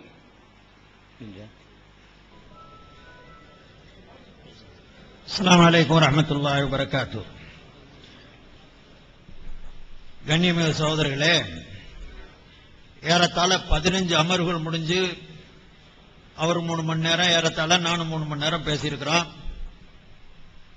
அவர் நீண்ட வாய்ப்பாடு பாடினது மாதிரி வளமைப்படி ஒரு பட்டியலை போட்டு ஃபிக்ஹ் மசாலாக்கள்ல இருக்க எல்லாம் அது இப்பவும் வளமை போல தொகுத்து வச்சிருக்கிறத படிச்சு காட்டிட்டு நம்ம ரொம்ப பெரிய இதெல்லாம் பதில் இல்ல, இந்த பதில் இல்ல, இந்த பதில் இல்ல. அப்ப 3 மணி நேரமா நாங்க சும்மா உட்கார்ந்திருந்தோம், பதில் சொல்லல அப்படிங்கிற ரீதியில் அவர் படிச்சு காட்டிட்டாரு. நாம வச்ச வாதத்துக்கு குர்ஆனிலும் ஹதீஸிலும் தெளிவாக இல்லாத நிலையில் இருக்கக்கூடிய சட்டங்களுக்கு தீர்ப்பு என்ன, அதுல வேணும். இல்லாட்டி இப்படியான்னு சொல்லுங்க, எந்த சட்டமும் குர்ஆன் ஹதீஸ்ல தெளிவா இல்லாம இல்லவே இல்ல, எல்லாமே தெளிவா இருக்குன்னு சொல்லி பாருங்க, அது ஒத்து வருமா? இஜ்மா இஜ்மா இஜ்மா இல்லாத அந்த இமாம் இப்னு ஹிப்பான் மறுத்தாரு, அவர் பார்த்தாரு, இப்னு முன்தீரும் பண்ணாரு. ஒவ்வொரு இடத்துலயும் இஜ்மாவுக்கு ஒரு பொருள் இருக்கு, அதை விட்டுறலான்னு இடையில சொல்லிக்கிட்டீங்க, அதை ரெண்டையும் பிரிச்சுட்டாங்கன்னு வேற சொல்லிக்கிட்டீங்க. எல்லாத்தையுமே இஜ்மாங்கக்கூடிய பேரை வச்சுக்கிட்டீங்க. அபூபக்கர் ஆரம்பிச்சாரு, உமர் வந்ததுக்கு மாற்று கருத்து வச்சிருந்தாரு, மாற்று கருத்து உமர் சொன்னாரு, அதுக்கு மாற்று கருத்து அலி வச்சிருந்தாரு, தான் இருந்தாங்க. இது இஜ்மாவா? இது இஜ்மான் வருமா? ஒவ்வொருவருடைய ஆட்சியாளர்கள் இந்த கருத்தை சொல்லியிருந்தாங்க. ஆட்சியாளர் சொன்னதுக்கு கட்டுப்பட்டு போறாங்க. அதே முறையா நினைச்சாங்கன்னா அடுத்து செயல்படுத்துவாங்க. அவங்க ஆட்சிக்கு ரொம்ப சரியில்லைன்னு சொன்னா விட்டுட்டு போயிருவாங்க. இதுக்கு பேர் இஜ்மான் வருமா? இஜ்மான்னு சொன்னா அந்த நேரத்தில் இருக்கக்கூடிய எந்த சஹாபாக்கள்லாம் ஒன்று கூடி இருந்தாங்களோ அவங்களை உண்ணா உட்கார வச்சு முடிவெடுத்து பண்ணலையா? அது அபூபக்கர் சித்திக் ரலியல்லாஹு அன்ஹு கலீஃபாவாக்க முடிவெடுக்கலையா? இது போன்ற எத்தனையோ இஜ்மாக்கள் நமக்கு செயல்படுத்தப்பட்டிருக்குது, நடந்துகிட்டு இருக்கு. அதுக்கு ஒரு உதாரணம் சொன்னேன்.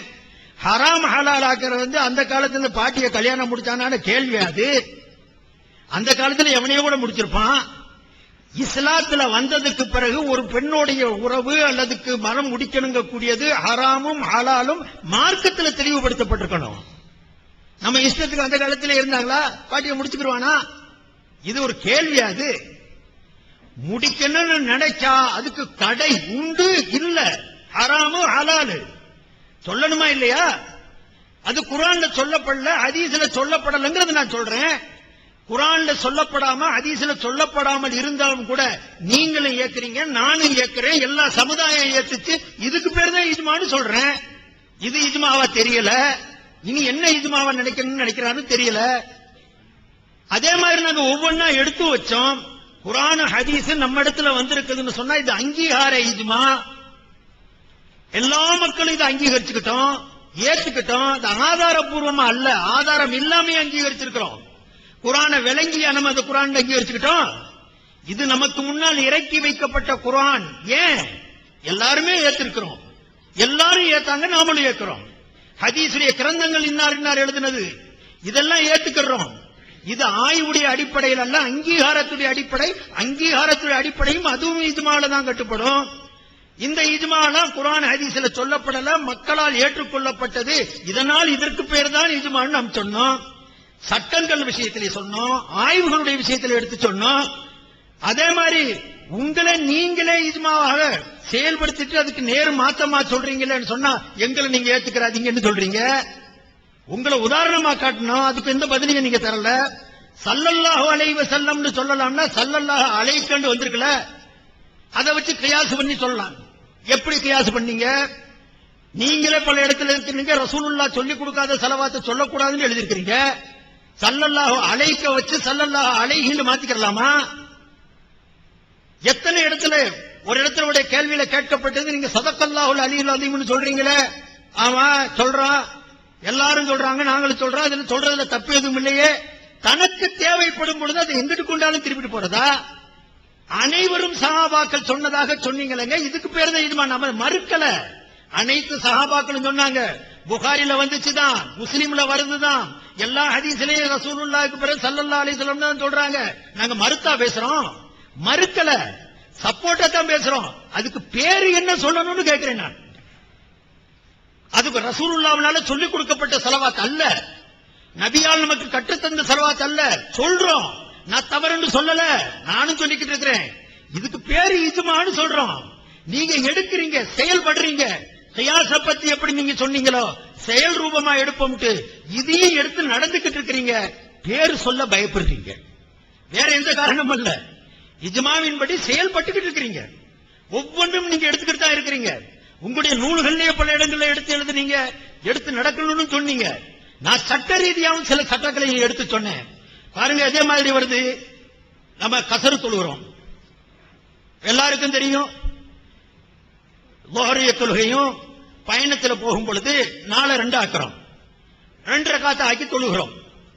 இதுவும் ஹதீஸ்ல இருக்குது, நம்ம தொழுகிறோம். என்னுடைய கேள்வி, மகரிபிலையும் ஃபஜ்ரிலையும் கசர் இருக்குதா இல்லையா?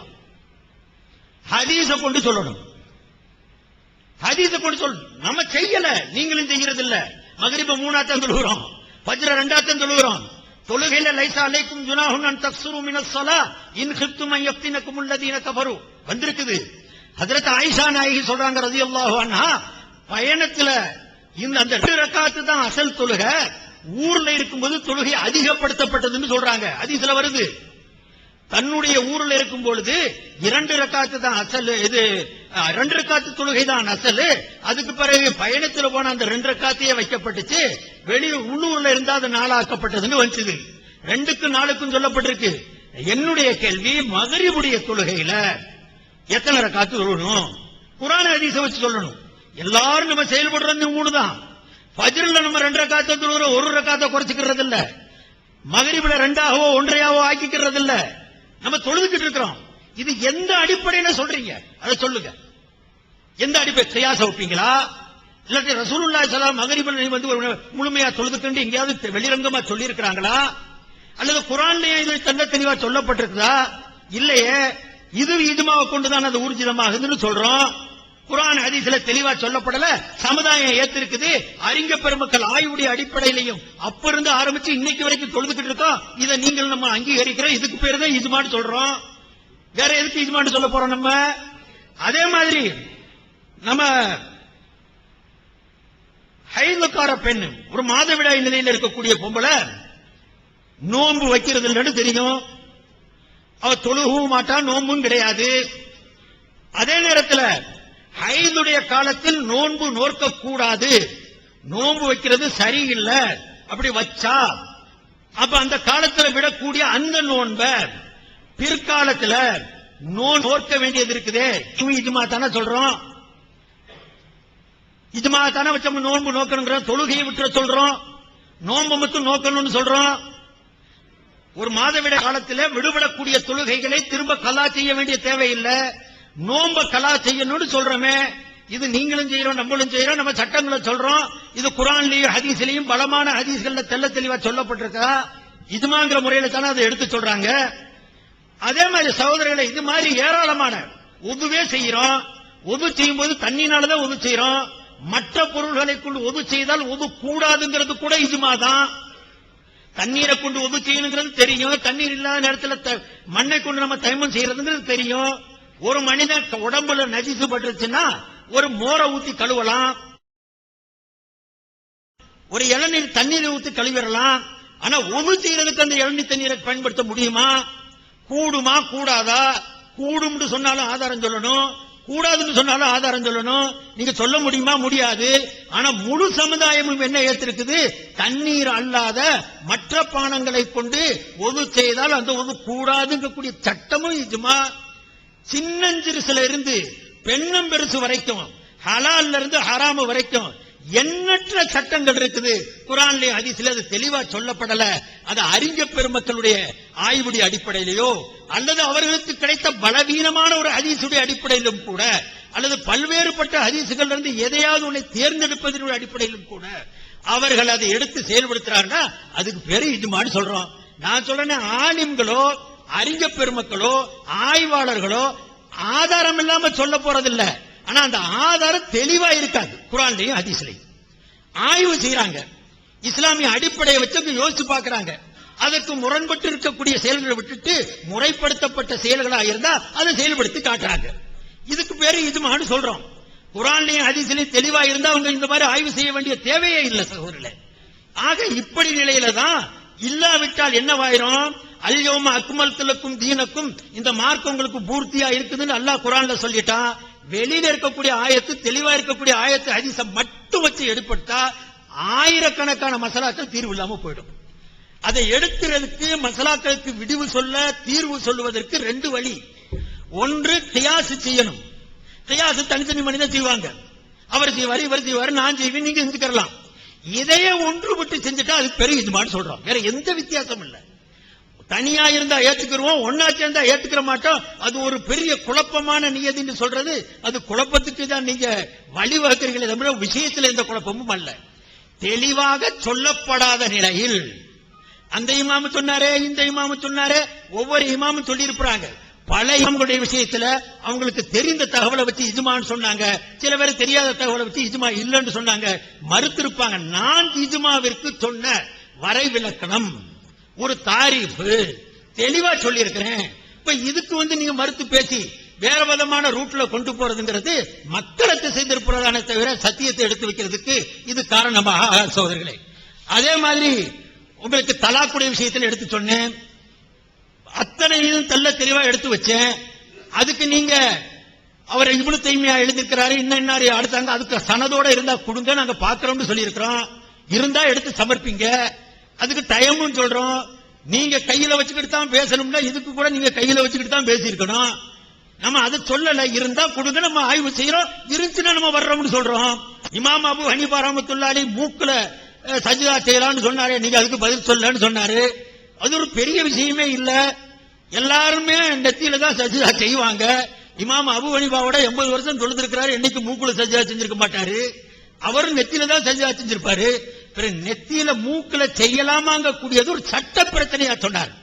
சஜ்தா என்பதற்கு என்ன அர்த்தம்?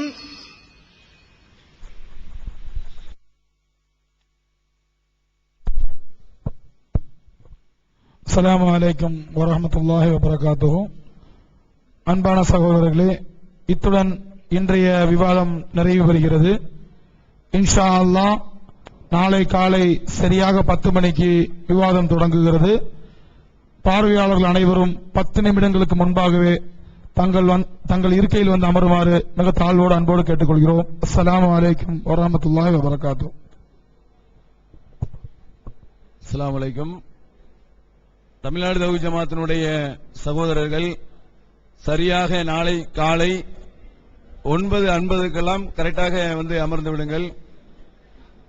இன்றைய தேவைகளுக்கு உண்டான இதே இடத்தையெல்லாம் நீங்க சூஸ் பண்ணி வச்சிருப்பீங்க. காலையிலே சீக்கிரமா வந்துருங்க. அஸ்ஸலாமு அலைக்கும்.